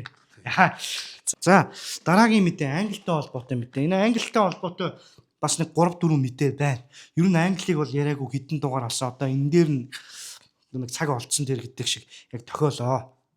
За Англитай холбоотой эхний мэдээ энэ нүүр царай таниулах технологиг одоо хүний эрхийн одоо зөрчсөн гэдэг үндслэлээр төр зөр одоо гацаацсан зогсооцсон байсан. Энэ технологиг төр зөр одоо ашиглахыг нь одоо хориглосон байсан гэх юм уу. Тэр нь одоо шүүхтэр унлаа. Шүүхтэр унаад одоо энэ технологиг бол цагдаа нар бүрэн одоо гүйцэд сайхан дараа нь ашиглахад хуулийн ямар нэгэн тэг саад байхааргүй боллоо. Энэ дээр хоёр хүн асуудал төвшүүлсэн байсан. Нэг нь болохоор энэ Шон Томпсон гэж зүгээр л ажилчин яг бод асуудлын үр дээр ирсэн байгаа. Миний нүүр царайг буруу ингээд таниад намайг юусоо ямар ч гэмт хэрэг үлдээгүй хахад гэмт хэрэгтэн болгоод цагдаа нар ингээд шалгаад ингээд явсан. Энэ технологич ингээд буруу ажилласан. Ажиллаж чадаагүй. Нөгөөх нь энэ Big Brother Watch гэдэг байгууллагын гишүүн Silky Carlo-г шууд одоо хүний эрхийн үндэслэлээр бид нар яхаараа ингээд царайгаа таниулах ёстой юм бэ? Энд чинь ерөөсөө 1984 Англид буцаж ирж гин гэсэн үг шүү дээ. Энэ хүний суур үндсэн эрхийг бол эн чинь зөрчин. Яхаараа бид нар ингээд царайгаа гудамжаар явахтаа ингээд таниулах ёстой юм бэ гэсэн тийм одоо шаардлагыг тавиад тэгээ энэ хоёр хүнийг одоо өмгөөлж исэн одоо өмгөөлөгч хуульч нь одоо Английн дээд шүүхтэр бол бид нар одоо өөрийнхөө биометрик гэдэг одоо Монгол бас ашигладаг болсон биометрик одоо өгдлөө одоо өгөхгүйгээр гудамжаар алхах боломжгүй болсон байх шүү дээ. Гэт тэгсэн чинь тэрийг нь ерөөсөө энэ Английн шүүх хүлээж авсангүй цагдаагийн газрынхан бол асар баяртай. Одоо энэ Met Commissioner гэдэг энэ цагдаагийн дарга энэ суурь цолтой Mark Rowley гэдэг энэ хүн болохоор энэ технологич нь нүүр царай таних технологич нь бидэрт гэмт хэрэгтнүүдийг хурдан шуурхай яг ингээд precisely гэж байгаа. Энд яг ингээд зөв танин барихад бол тусалдаг. Цагдаа нарын цагийг хэмнэж өгдөг. Тэгээ энэ татвар төлөгчдийн мөнгийг ингээ хэмнэдэг маш хэрэгтэй ийм технологи гэж байгаа. Нөгөө талаас энэ Policy Minister гэдэг одоо монголоор бол цагдаагийн сайд гэх юм уу. Би Английн яг энэ дэр яг алтан тушаал хин дээр дөрөө гэдгийг сайн хин дээр бол хэлж мэдэхгүй байна. Энэ Sarah Jones гэдэг хүн болохоор энэ шүүгийн шийдвэрийг айгүй таатаагаар хүлээж аваад ер нь бол энгийн хүмүүс хуйлаа дагдаг хүмүүс бол энэ технологиос бол айгаад дах шаардлага бол байхгүй. Нөө нэг юм үг байдаг шүү дээ. Та нар гэмт хэрэг үлдээгүй, та нарт айх юм байхгүй бол юунд нь айгаад хаан гэдэг. Тэрийг Klaus Schwab-ийн нуух юм байхгүй бол юунд нь айдин гэдэг үг байгаа шүү дээ. Wave-ийн тэргүүн байсан. Тий. Одоо жинхэнэ одоо энэ Sarah Jones бас их муухай gaslighting гэж ярьдэн шүү дээ. Тийм юм хийсэн байгаа. Ер нь бол хүмүүс өөрсдийнхөө одоо энэ community те өөрсдийнхөө энэ оршин сууж байгаа орчиндоо аюулгүй амьдрах чинь жинхэнэ эрхчлөө биш юм уу энэ төр гэж ер нь бол тавлж байгаа байхгүй. За тэгвэл би асууя л да одоо тэр хүн намайг сонсохгүй л дээ. Гэхдээ өөрсдөө гурав дахь ертөнцийн баахан цагаач те гэмт хэрэгтнүүдийг оруулж ирчээд тэгээд гэмт хэрэг ингээд өсөнгүүт царай таних технологи гэдэг одоо нэг төрлийн оролцоо нөгөө төрлийн оролцоогоо бий болгодог гэдэг тийм л юм болж байгаа байхгүй. Хэрвээ анханасаа энэ масс цагаачл орж ирээгүйсэн бол заавал ингэх шаардлага байхгүй шүү дээ. Тийм тэгээ бид нар ч өмнө энэ Right News-ийн 3 дахь илүү 4 дахь дугаар дээр угаасаа Британий дотоод хэргийн сайдын хүсэл гэдэг дугаар хийсэн байдаг шүү дээ. Тэрэн дээр чинь дотоод хэргийн сайдаас нэг цагаач гаралтай аваач. Шабана Махмуд гэдэг хүн хэлсэн байсан шүү дээ. Бид нар одоо энэ Британий иргэдийн 7 хоногийн 24 цаг байн ажилламаар байна гэдэг тийм. Тэгж хэлжсэн. Тэгээд тэр чинь одоо Big Brother is watching you гэдэг ерөөсөө Британий зүүнтнүүд бол ерөөсөө ингээд нөгөө ямар нэгэн байдлаар багаа тайлаад одоо шууд ер нь та нарыг одоо тагин чагнаа гэдэг хэлсэн. Тэгэд энэ явдал нь одоо бодит байдал болж байгаа шүү гэн тэ. Тэгэд одоо энэ Европын холбоо нэгдсэн үндэсний байгууллага за өөр юу гэдгийг олон улсын хүний эрхийн байгууллагууд гэдэг чинь саяхны хүртэл нь царай таних технологи за бүр тэр өдгийн хэмэл оюун ухаанд суурилсан ч биш зүгээр юм царай таньдаг камерууд байдаг шүү дээ. Одоо хятадуудын хийсэн тийм юмыг хүртэл эсэргүүцдэг л байсан шүү дээ. Хүний эрхийн зөрчлийн чинь ажиглагч төр 1984-ийг бий болгох гэдэг нь хятадууд одоо жишээлбэл тэр нөгөө Шинжаан уугард одоо царай таних одоо юм камерууд тавиад Huawei корпорац ч одоо юм хүндрэлтний эсрэг гэмт хэрэг хийхэд оролцлоо гэж Huawei ч өөрнүүдийн хэд хэдэн компаниуд баг бойкот хийгээл те тэгэл нөгөө Америкт Huawei-ийн захирал нь Трампын эхний бүрийн эрхийн үед яваад очсон чинь баримтлагджсэн шүү дээ. Гэх маягтай. Тэгэл одоо жишээлбэл 2021 онд нэгдсэн үндэсний байгууллагын хүний эрхийн дээд одоо комиссар гэх юм уу те чинь одоо юм хиймэл оюун ухаанд суурьсан биометр хяналт гэдэг бол олон улсын хүний эрхийн ноцтой эрсдэлтэй пропорtional бустай одоо юм огт нөгөө гэмт хэрэгээс давсан байдлаар юм бүхнийг хамарсан хяналт үүсгэж болцшгүй. Ингэж олноор нь те бөөнөр нь хянах нь хүний эрхийн суурь зарчимд огт нийцэхгүй гэсэн тийм дүгнэлт гаргачлээсэн байгаа байхгүй юу.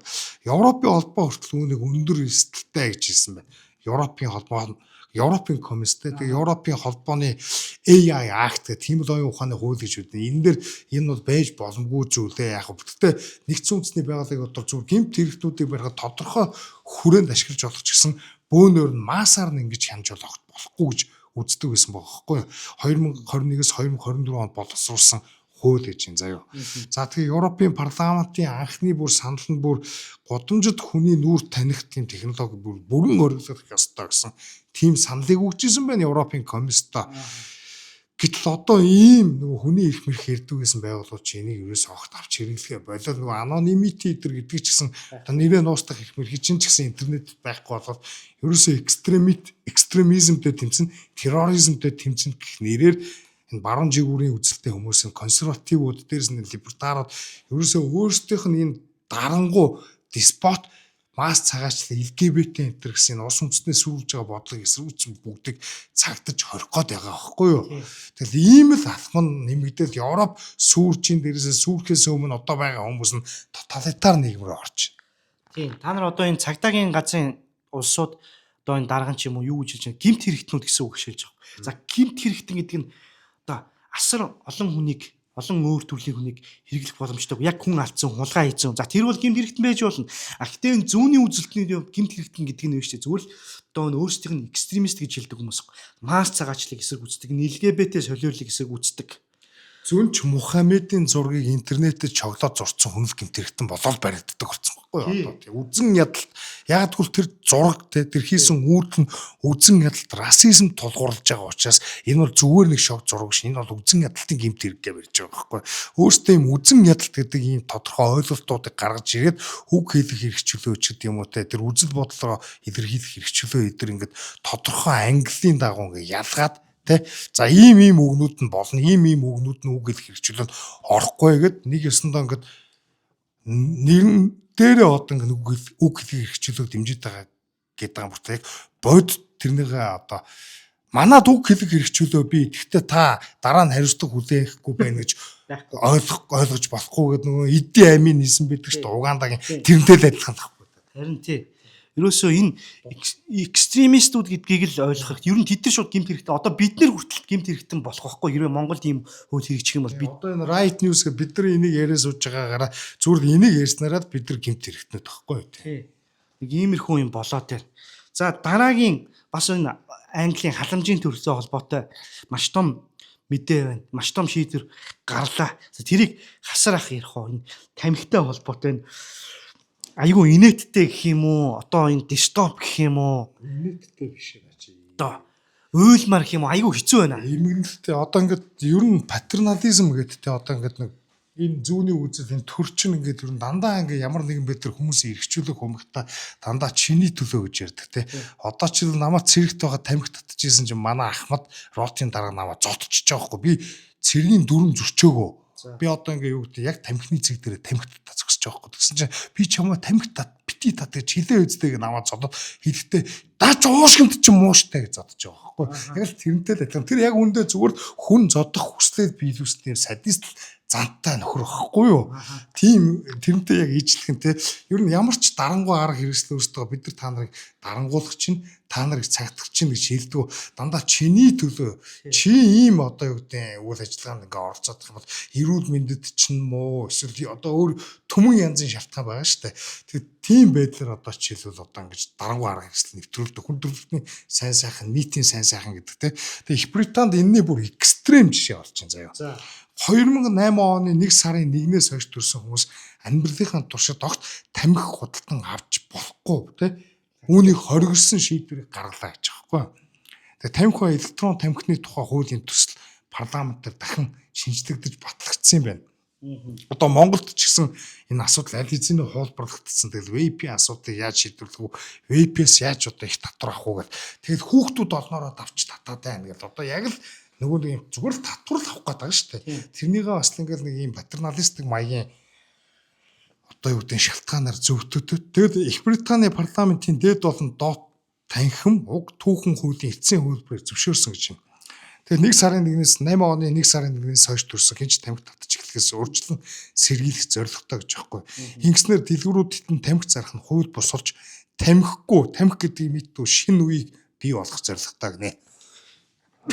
Тий одоо энэ дээр ер нь бол тамхи татах насыг жил болгоно 1 жилээр ахиулсаар хагаад тэр 2000 9 оны 1 сарын 1-ээс хойшоо төрсэн нөхдүүд тамхи татах, тамхи худалдаа авах, юхэн тамхи вейп ч юм ээ те. Ямар ч боломжгүй болоод явж байгаа. Одоо энийг болохоор сая дүүмсэн шүү дээ. Чиний төлөө гэдэг дарангуул чинь хамгийн айхтар муухай дарангуул гэдгийг яг тийм утгатай үгийг одоо Нарниагийн зохиолч C.S. Lewis хэлсэн байдаг.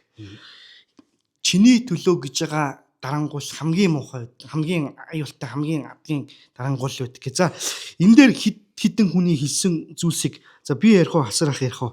Энэ дээр ингэж юм. Юу эрүүл мэндийн сайд West Streeting гэдэг хүн. Энийг бол манай үндэстний эрүүл мэндийн хувьд бол одоо эрүүл мэндийн хувьд түүхэн мөч, түүхэн момент боллоо. За одоо сэргийлэх нь одоо энэ өвчнөөс одоо цаг төрүүлж сэргийлэх нь одоо эмчлэхээс хамаагүй дээрээ. Энэ шинжилтэнтэй амь насыг аврах те NHS гэдэг одоо энэ Британий одоо Улсын эмнэлгийн ачааллыг бууруулах илүү эрүүл Британиг бий болгоход туслана гэсэн. Ерөнхийдөө тамхинаас болоод одоо нийгмийн зардал нь одоо юу гэдэг төсвийн ачааллыг нэмэгдүүлээд байгаа учраас тэрнийгээ шийдвэрлэх гэж ийм юм хийж ийн гэсэн тийм логиктой ярьсан биз дээ гүн те. Тэгээ эрүүл мэндийн дэвсэд баронос Мерон гэдэг лордуудын тахимд ирсэн. Энэ бол нэг үеийн хамгийн том нийтийн эрүүл мэндийн арга хэмжээ өгöd энэ амь насыг аврах нь гарцаагаа үүссэн. Тэгэхээр эн чинь одоо яг л социалист маягийн л одоо ингээд бүгдээрээ эрүүл, бүгдээрээ боловсролтой те бүгдээрээ ингээд өв тэгш социалист иргэн бэлтгэх арга хэмжээний нэг хэсэг болж байна. Тэгээ ийм түүх бол одоо бид нар бол мэднэ. Арайч тэр коммунизмын үед улаан цай хүний тамхиг бол 20 дэх байсан. Гэхдээ маш олон байдлаар одоо жишээлбэл Сухой закон ч гэдэг юм уу те Оросд одоо Горбачев хуурай хуулийг бий болгоод тийм одоо юу гэдэг ер нь энэ хүний хэрэглээ штэ. Энийг бол ингээ хориглоод одоо юу гэх юм хүмүүс тэр муу зуршлаас таталцдаг гэдэг бол худлаа.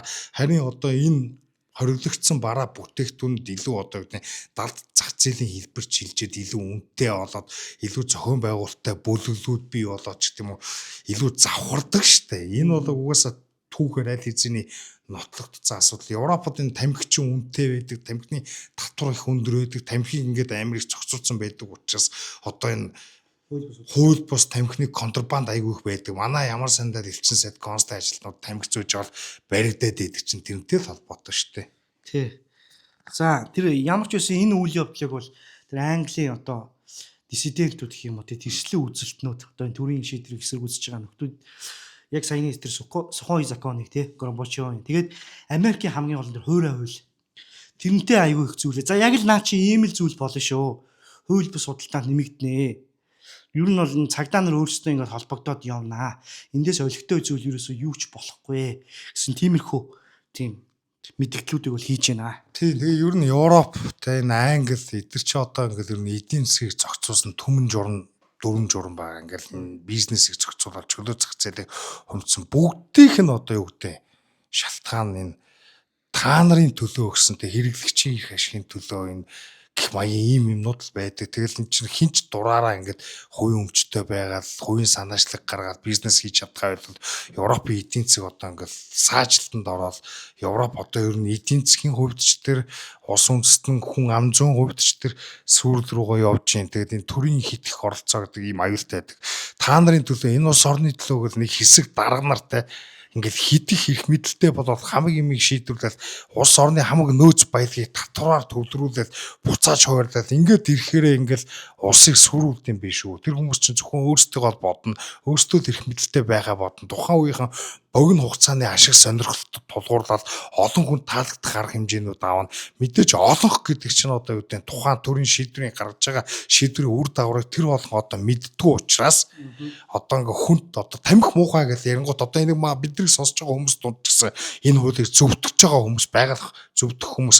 Гэхдээ ер нь энэ маягаар яриад бол ганцхан тамхи биш те. Тэгэл одоо нөгөө мизэс хийсэн гэдэг чинь хөгшин хүмүүсийг хоорондоо секс хийх ч гэсэн хориглож байгаа болдгоо. Яг зүрхэн хаагдчихвал яах юм ч гэдэг юм уу. Эсвэл та кофе ч гэсэн хортой сахарыг тодорхой хэмжээнд 20. За ер нь өөх идэж болохгүй. Сүртөө европчууд чинь мах идэж болохгүй та нар гэдэг болсон шүү дээ. Тэгэхээр ингээл таны төлөө төр хөдөлж чинь таны төлөө ямар нэгэн арга хэмжээ одоо дэвшүүлэл түүнийгээ хийж гин гэдэг чинь таны амьдралыг бүрэн мэдэх хэрэгтэй орж ийн гэсэн үг шүү. Таны төлөө хэдий их одоо төр үйлчлэх тусам та тэрний боолж байгаа гэдгийг л ойлгоорой. За дараагийн ангилалтай холбоотой мэдээ Их Британий одоо улс төрд нэлээд одоо хүчээ авж байгаа дэмжигчдийнхөө тоог нэмж байгаа зүүнний нам гэж байгаа. Ногоо нам гэж байгаа. Зүүнний үзэлтэй ногоо нам гэж байгаа. Энэ ногоо нам бол хөдөлмөрийн намаасаа илүү радикал, илүү нийгэм соёлын хувьд одоо либерал, одоо LGBT дэмждэг, масс цагаачлалыг дэмждэг тий. Бүр илүү аимшигтай нөхдүүд гараад ирсэн. Энэ намын дараа нь Зак Полански гэдэг ер нь бол Польшоос цагаалж ирсэн жүүдэл юм байлээ л. Жүүдийн удам Полански хэрч жүүдэл шүү дээ. Юм шиг байлээ. Тэгээд энэ нөхөр саяхан өөрийн тэр Bold podcast гэдэг Bold Politics podcast гэдэг тэрэн дээр маш айхтар үгийг хэллээ л дээ. Ер нь бол энэ барууны үзэлтэй, баруун жигүүрийн үзэлтэй хүмүүсийг нийгмээс шахан зайлуулах ёстой, гаргах ёстой. Эндэртээ цуг одоо агаар амьсгалах ер нь бол хүсэлгүй гэд тэрийг хийсэн байна. Тэрийг хасрах та ярьж байгаа. За би тэр үгээр энд орчуулсан байгаа те тэрнийг уншаад үзье. Бүрэн утопт нийгмийн тухай ярихаас өмнө гэж байгаа байхгүй. Утопт нийгэм байгуулна гэж үздэг шүү дээ тэр чинь. Би үүнийг дэмжиж байгаа гэж хаалтан дотор те. Зарим хүмүүс өөрсдөө баруун зүгүүрийн бүр хит баруун үзэлтэй гэж тодорхойлоод байна те.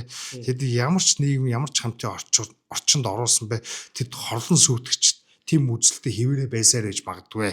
Тийм учраас тэдний үзлийг бид өөрчилж чадахгүй. Эсвэл тэднийг энэ тэр одоо нийгмийн харилцаа одоо нийгмийн тодорхой орчинд оруулахгүйгээр тим нийгмийг байгуулах ёстой гэж асуусан. Бол барууны үзэлтнүүдийг segregation хийгээд байгаа мó эсвэл устгахыг гэдэг юм уу? Тий.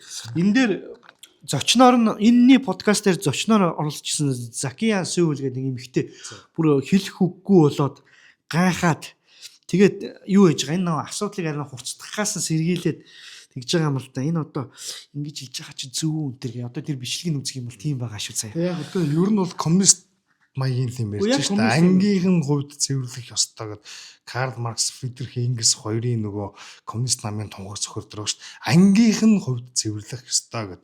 Нэг бол алж устдаг, нэг бол тэр хувийн өмчтэй байх болцоог нь үгүй юм гэсэн үг шүү дээ. Тэгэхээр тэр чинь маасаар нь байхгүй болно гэсэн үг. Тэгэхээр ийм түүхүүд бол өнгөрсөн 20 дугаар зуунд иймэрхүү юм ярьдаг хүмүүс ямар одоо үйлдэл хүргэдгийг бол 20 дугаар зуун бидэрт хангалттай нотолж өгсөн. Тий, яг энэ хилчлээ л дээ. Юу вэ? Консерватив намын одоо монголоор бол Генск ерөнхий нарийн бичгийн дарга Кевин Холландвей гэдэг хүн яг сая хасар ах юм баг хэлсэнтэй адилхан юм хэлчихэж байгаа байхгүй. За энэ Поланскигийн одоо энэ Зак Поланскигийн байгуулахыг хүсэж байгаа нийгэм нь одоо баруун жигүүрийн үзэлтнийг оруулахгүй бол биш тий. Наа чин бол ерөөсөө хуучны түүхийг давтгаж байгаа зүйл болж байна. Энийг бол одоо зөвлөлт Орос, Маогийн хятад, Кастрогийн Кубер ингээд жишээ аваад энэ Холландвей гэж хүн ярьж байгаа хгүй. Тэгээ одоо энэ бодлого нь болохоор ерөөсөө яг л авторитар нийгмийн одоо дэглэмийн анхны алхам гэсэн. Тий, анхны алхам гэсэн тийм үг гэсэн. Одоо энэ реформ гэж хүчин авж байгаа нам байгаа. Энэний одоо хэвлэлийн төлөөлөгч нь бас эсэргүүцэж байгаа. За Зак Полански бол зүгээр л юу яачлаа. Маска бага хуулчлаа, бага тайлчлаа. Ерөөсөө энэ Полански бол хүмүүсийг ерөөс синхруулээд ухуулад хүний одоо бодол санааг өөрчлөхийг ерөөсөө хүсэхгүй итгэлцээд тий. Ерөөсөө л өөрсдөө барууны ч юм уу тий баруун төвийн үзэлтэй гэж ярьдаг хүмүүсийг шууд ингээд шахан зайлуулах чинь тийм хүмүүсгүй нийгэм байгуулах чинь ер нь зөвөр ногоон бодлогын эсэргүүцэж байгаа хүн болгоныг бас. Ер нь өөртөөгөө зөрчилдсөн бүх нийгмээс цэвэрлэх гэдэг юм л гэсэн үг. Тэгэж хэлээд эн чинь бол ерөөсөө улс төр бишээ. Эн чинь бол авторитаризм гэж хэлчихэж байгаа байхгүй. Тэгээ би бас энэ дээр телеграф дээр энэ дээр бас нэг энэ Зак Поланскиг шүүмжилсэн байгаа. Телеграф чинь ер нь бол жоохон зүүнний маркийн. Ер нь бол барууны гэж хэлж болохооргүй сонирн байхгүй юу сайт. Тэрэн дээр энэ Зак Поланскиг шүүмжилж байгаа. Тэгээд бас ингээ сайтууд хүртэл ингээд энийг шүүмжилж ийн гэхээр ер нь энэ хүн бол тэр шугамаа авчиж байгаа. Тэг ер нь баруун одоо зүүнний үзэлтэй хүмүүс баярлж иж болох ч гэсэн ингээд эхлээ барууны эзэлтнүүдийг чимээг болгож шít. Тэгээ дараа нь зүүнний үзэлтэй хүмүүс ч гэсэн өөр хоорондоо санал нийлэхгүй болоод цүнхнүүд ч гэсэн бие биенийгээ цэвэрлдэг. Тийм л түүхтэй байдаг шүү дээ. Энд чинь ер нь дэглэм за тэгээ тэр дарангуулагч намч гэдэг юм аа намын гол удирдлагад байгаа фракциус нийгэмд өөрсдөө аюултай найдвар гэж үзсэн элемент бүхнийг цэвэрлдэг тийм арга хэмжээр ордог. Тийм учраас зарим тийм аядуу зүүнтнүүд чинь үг хэлэх хэрэгчлөө те энэ үзэл бодлоо илэрхийлэх хэрэгчлөөг бас устгаж болохгүй. Хүмүүсийн үгснийхэн төлөө бас шууд барьж аваад хордог ч юм уу эсвэл тэдний нийгмээс тусгаарладаг байж болохгүй. Эн чинь аюултай гэдэг чинь ардчсан социалистууд сүүлийн одоо коммунистуудаа тэр үүднээс шүүмжилдэг байсан бол өнөөдөр ардчсан социалист төр либералууд одоо социал демократууд ч өөрсдөө ингээд нөгөө сонгуульд ялагдаад барууны ингээд үзэл санааны реакц хүчтэй болоод ирэнгүүт өөрсдөө коммунист маягийн болж хөрж байгаа байхгүй. Тий. Яг л нөгөө өмнөх үеийнхнийгээ шинэ үеийн ингээл цохол дараагийн илүү радикал үеийг гарч ирдэг гэдэг шиг тийм байдал контекст нь өөрчлөгдөн тэрэндээ дасан зохицсон арга хэмжээнд авч хэрэгжүүлэх гэж оролдоод байгаа нь шүү дээ. За тэгээ одоо дараагийн мэдээ ер нь бол дуусчихна. Тэгээ Унгартай холбоотой мэдээ яваадаг, Израильтай холбоотой яг энэ Унгарын мэдээтэй холбоотой нэг жижиг мэдээ яваал тэгэл өнөөдрийн нэвтрүүлэг ер нь дуусчихна. Сайхан удаан ярьлаа тий. За энэ Европын дээд шүүх сая Унгарын одоо тэр нөгөө LGBT-ийн эсрэг хууль гэдэг тэр нь болохоор яг үндсэн нь бол хүүхэд хамгааллын хууль л та. За энэ хуулийг бол ерөөсөө хориглолоо. Энэ хууль бол байж болохгүй. Европын холбооны гишүүн улс ийм хуулийг хэрэгжүүлж болохгүй гэх. Тэр нь яг яадаг хууль вэ гэхээр хүүхдүүдэд LGBT контент зураг, бичлэг үзүүлэхгүй байх. Тэгээд хүүхдүүдийн сурах хүчигт тэр LGBT одоо асуудлыг оруулахгүй байх. Тэр нэг бэлгийн боловсролыг бол мэдээж тэр ахлахынгийнхаа ороо явчихж байгаа юм л та. Тэгээ ер нь бол энэ ижил хүүсний гэрэлтийг сурталчлахгүй байх, тэр парад жагсаал хийхгүй байх, гендер LGBT пропаганда гэж хүүхдүүдэд хүрхийг сэргийлчихгүй да. Европын холбооны тэр пропаганда гэх тий. Тэгээд иймэрхүү ийм хууль 2021 онд яг Орбан хүчтэй байсан үедээ одоо батлуулсан. Тэгсэн чинь тэр нь одоо энэ Европын холбооны 2 дугаар хуулийнх нь тунхагийн 2 дугаар зүйлийг зөрчсөн гэдэг. Тэр нь болохоор анх удаа ерөөсөө бичтэн тогтоож байгаа юм байна. Энэ 2 дугаар хууль 2 дугаар зүйлийг зөрчсөн гэдэг нь. Тэгээ Европын холбоо байгуулах трети гэж байдаг хэвгүй нөө гэрээ. Тэрний 2 дугаар артикл 2 гэдгийг зөрчсөн гэд үзсэн. Тэгээ яагаад тэгж үзсэн бэ гэхээр ялгуурлан гадуурхалт гэж үзсэн байгаа. Хүмүүсийг бэлгийн чиг баримжаагаар нь ялгуурлсан. Тэ? Ялгуурлан гадуурхлын эсрэг тийм одоо үзэл санааг зөрчсөн. Бас хувийн амьдралдаа байх өөрийнхөө үзэл бодлыг илэрхийлэх тэр эрхүүдийг зөрчсөн. Дээрээс нь шүүхийнх нь онцгой хатууд өнгөлт гарсан гэсэн. LGBTQ хүмүүсийг нийгэм сөрөг байдлаар харуулсан. Бүр зарим агуулгаар нь педофилиатай холбооч тэдэн гэж нэр хүндийг нь унагсан гэсэн ийм шийдвэр гаргасан ба. Тэгээ энэ одоо Европын холбооны үнэт зүйлсийг яагаад зөрчсөн гэдэг тэр артикл 2 дээр нь Европын холбоо байгуулагдахад одоо гол одоо бичигдсэн баримт гэх юм уу те. Тэрнийг үлийн зөвшөөрж Европын холбооны нэг хэсэг болдог те. Үүнд хүний эрх тэгшүүл цөөнх эрх гэсэн ийм 3 үг гэдэг. Энийг зөрчсөн гэдэг байгаа байхгүй. Тэгээ эн чинь яг тухайн үед нь Европын холбоо анх байгуулагдаж хахад эдгээр үс шал өөр концепц хийсэн байхгүй. Хүний эрх гэхээр одоо зөвхөн LGBT ирдэг болсон, ислам ирдэг болсон шүү дээ. Урд нь энэ чинь шал өөрөөр ойлгогддог байсан. Одоо энэ хамаагүй болсон. Тэгэхээр одоо ингээд дур зоргоороо өөртөө хуулиа одоо юу гэдэг дураараа ингэж тайлбарлаад Европын холбоо чи өөрөнгө улс орны тэр суверенитет бүрийн эрхийн байдал руу шууд ингээ хардаад орчиж байна. Энийг нь бол Виктор Орбан тухайн үед тайлбарлахдаа энэ бол угаасаа энэ дээр зөрчилдөөд байсан шүү дээ. Гэхдээ энэ бол манай улсын бүрийн эрхийн асуудал. Бид хүүхдүүдэд тийм элдв янзын гендерийн идеологитой тийм болохгүй бүтэхгүй тийм degenerationтэй тийм бузар булаа юмнаас хамгаалах гэж байна. Энэ консерватизмтэй уламжлал, соёл, түүх энэ өөрсдийнхөө улс үндэстний те Унгар гэдэг тэр христийн шашинд соёлоо хаталж хамгаалах нь манай улсын бүрэн эрхийн асуудал. Энэнд маань Европын холбоо халдаад байна гэж ингэж үздэг байсан. Европын холбоо болохоор ингээ гүтгээд үгүй та нар анх нэгдэхдээ ийм LGBT хүлээн зөвшөөрөнтэй нөгөө артикл 2-ын тэгшэрх гэдэг ийм санааг хүлээн зөвшөөрч орсон. Тийм учраас та нар зарим одоо улс орныхон бүрэн эрхийн зарим хэсгийг бидэн шилжүүлчихэд одоо ингээд манай үнэт зүйлстэй зөрчилдсөн хуулиуд батлаад байна. Эн чинь ийм дарангуй хууль байна гэдэг. Ингээд Европын холбоог буруутгаад Европын холбооноос одоо юу гэдэг Унгар төхтөр татаас эдрийн саад тулаад боогдуулаад зарим тохиолдолд баг эдийн засгийн 20 гаруй хэмжээ маягийн авч хэрэгжүүлээдсэн. Тэгээ энэ чинь зөвхөн Унгарт биш бас Польшид те ингэж тулгаад байгаа. Тэгээ ямар ч гэсэн Унгарын одоо энэ хуулийг бол Европын холбооны энэ дээд шүүх гэдэг байгаа те. Энэ бол үгүй чинь. Ер нь Европын холбооны тэр одоо European Court of Justice гэдэг энэ шүүх нь бол ер нь гишүүн улсуудынхаа те дээд шүүхийн шийдвэрийг хүчингү болгох үндсэн хуулийн заалтуудыг үр томсолно гэх маягтай энэ бол ерөөсөө Европын улс орнуудын бүрэн эрх байдлыг одоо сүүлүүдийн дур зоргоороо ингэж халдаж дур зоргоороо ингэж үүсгдэг болсон шүү. Тэгээ Европын холбооны эрх мэдлийн төвлөрөл еврократууд чинь Европ ТV-г үгүй хийж ийн гэж яриад байгаа чинь нэг том шалтгаан нэг одоо арга хэрэгсэл нь Европын холбооны дээчүүг шүү. Тийм. Энэ Европын холбооны хуулиар угаасаа байдгийг. Европын холбооны хууль бол гишүүн орны хуулиас илүүтэй супрем гэх юм уу те. Дээд хүчин илүү хүчин чадалтай. Тийм илүү хүчин чадалтай. Хөрзөн хувьд илүү хүчин чадалтай. Тэгээ энэ аль нэгэн зөрчилдөх юм бол энэ чинь хоёр өөр хууль байх юм бол Европын холбооны хууль нь илүү хүчин чадалтай. тийм илүү хүчтэй те. Энийг одоо дарангуулна гэдэг байдлаар явдаг. Сая хасар ах хэллээ. Анх Европын холбоонд 90-ад онд 97 онд нийсвэллүү те. Энэ Унгарын чаа. Бас нөө Чех мэгтэй зуг хэлсүүлдэг санагдчихэв. Тэгэхэд чинь энэ LGBT хөдөлгөөн ер нь бол хүчтэй байгаагүй. Ерөөсөө энэ цөөнхийн эрх мэрх гэдэг чинь тэр үед зүүн Европ дайн болж исэн. Үндэстний орны дайн болж исэн. Ер нь бол тэр этник утгаараа тийм үндэстний утгаар тэр цөөнх гэдэг хэрэглэгдэж ойлгогдчихсэн. Югославийн дайнд одоо жишээлбэл албанчууд нь одоо нөгөө албанчууд чинь исламын шашинтай байж байгаа. Үгүй юу христийн шашинтай сербүүд нь юунараа хядлаа албанчуудаа хядаад л үү те үндэстнүүдээ гэх мэт ийм үндэстний одоо ер нь Европ ч юм олон үндэстний тийм этник бүлгүүд айгүй хоорондоо ингээ холилдчихсан. Тэгээд дэлхийн 1 2 дугаар дайн дээр хүртэл тэр нь харагдчихсан. Тэрний проблемууд үе бий болдог. Тэгээд үндэстний тийм одоо юу гэдэг геноцид айгүй их олон тохиолдсон газар шүү дээ.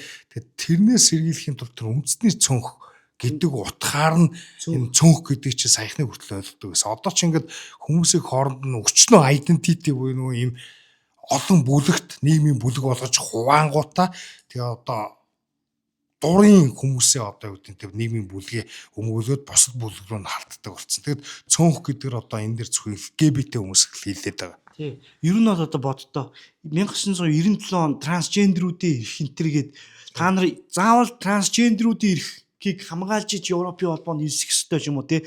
Эрэгтэй хүн эмэгтэй нойлд заавал орох ёстой энэ төр гэсэн бол тэр үед одоо унгарчууд бол мэдээж орохгүй байсан байх. Одоо хуулийг нэг өөрсдөө тайлбарлаад тань л та.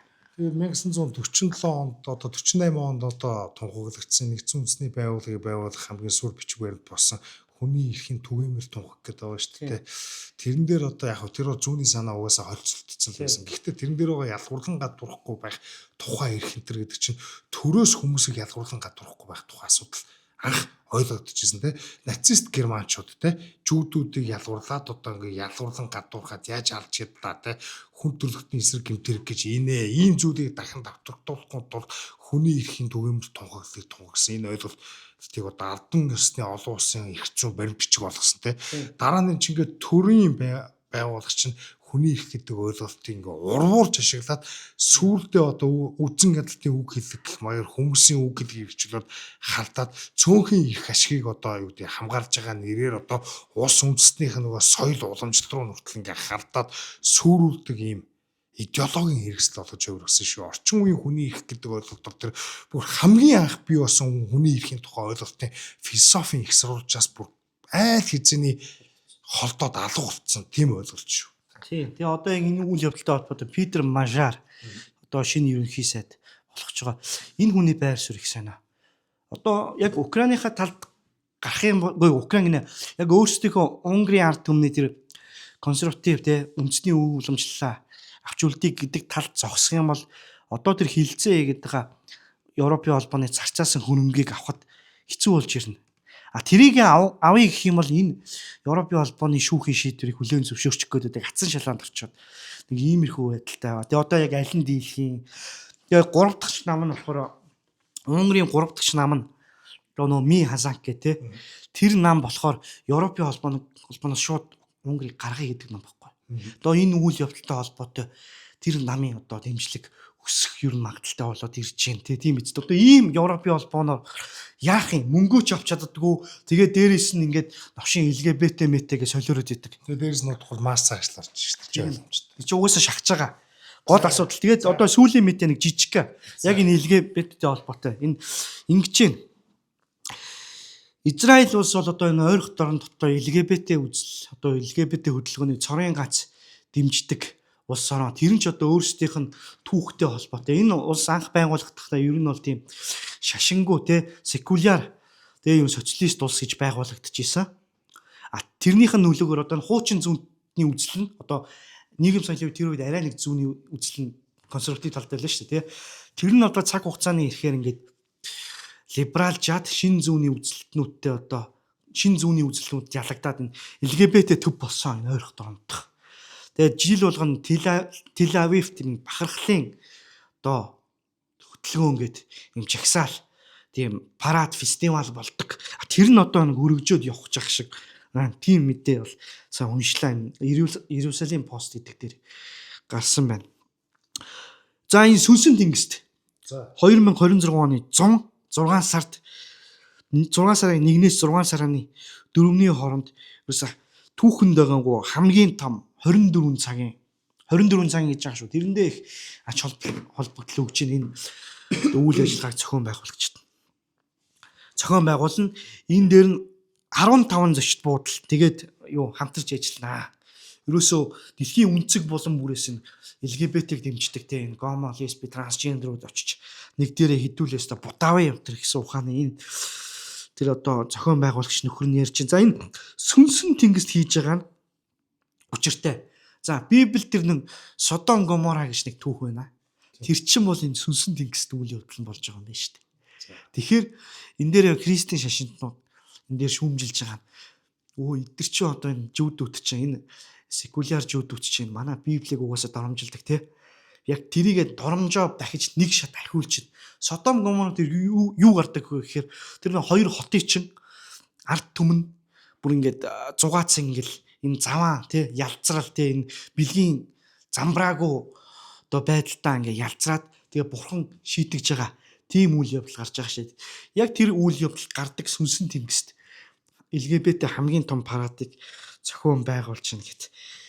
Тийм яг гэхдээ наа чин зөвхөн христийн гэхээс илүү жудаизмын өөрийнх нь ойлголт тэр чинь өөртөө доржно гэж байв. Гэхдээ би ер нь жудаизмын тухай хангалттай сайн ойлголтгүй байсан юм билээ. Одоо энэ Тора те тэр Танах гэд хуучин гэрээ гэдэг номыг чилвэл тайлбарна шүү дээ те. Рабиник жудаизм гэдэг энэ сүүл дүүсээ Европт бий болсон. Талмуд сударт тулгуурдаг жудаизм чинь тэсвэрээр тайлбарлалт юм байна. Христийн теолог тэсвэрээр тайлбарлалт юм байна. Тэгэхээр энэ хоёрыг ч одоо жудео-христиан гэж нийлүүлж ярих бол болцоо яг үндэ байхгүй юм бэлээ.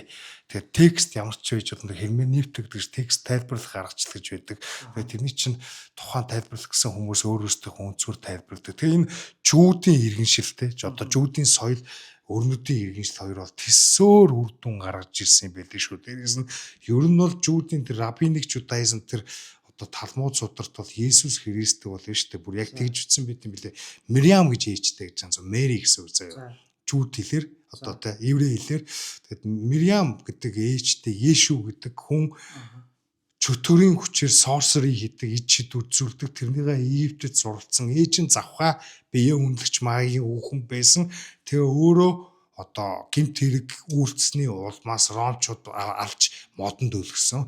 Тэр хүн одоо тамд байгаа гэж бичээстэй байт юм билээ. Тэгэхээр жүүдүүд одоо юу гэхийн тэр нөгөө христийн шашнуудад анханасаа үзэн ядалтай хандлагаар ханддаг байсан нь бол ойлгомжтой бас. Тэгээс сүүлд тэр Мартин Лютер эдэр ч гэсэн эхлээд жүүдүүдийн христийн шашинд оруулах гал айгүй хичээдэг байсан гэдэг юм лээ. Сүүлдээ бүр ойлгоод эдэр чин санаатаар ингэж бидний үзэн яддаг хүмүүс юм байна гэдгийг ойлгоод антисемитист болсон гэдэг. Тэгээ Лютерийн зохиол бүтээлүүдийг Хитлерийн Германд жишээлбэл гаргаж ирээл ингээд айгүй их сурталчилж исэн гэдэг тийм түүх байдаг. За тэгээ бит хоёрыг бас шашинтай холбоотой юм ярихаар номлогч дууга хараагаад байлаа. Тий. Тэгэхээр энийг одоо бас жоохон богинохон ярихаас байгаагүй.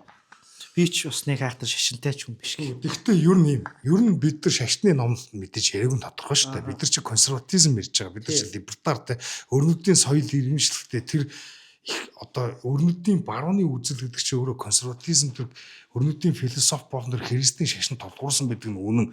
Тэр тухай ямар ч ойлголт байхгүй бол тэрнийг судлахгүйгээр өрнөдийн сэтгэлгээг ойлгоно гэж байхгүй шүү дээ. За ямар ч гэсэн миний хувьд бол яг христийн шашинтай болов ш. Гэхдээ ингээд өөрийгөө ингээд шинжилсэн чи cultural Christianism гэж үүд юм байна. Ер нь cultural Christian гэдэг одоо тодорхой хүнийг нь тодорхой. Би бол соёлын хувьд христийн шашинтай хүн юм байлээ. Гэтэ яг бурханд итгэл нь арай одоо болоогүй байгаа. Хизээ итгэх эсгээ мэдэхгүй. Гэтэ итгэж магадгүй.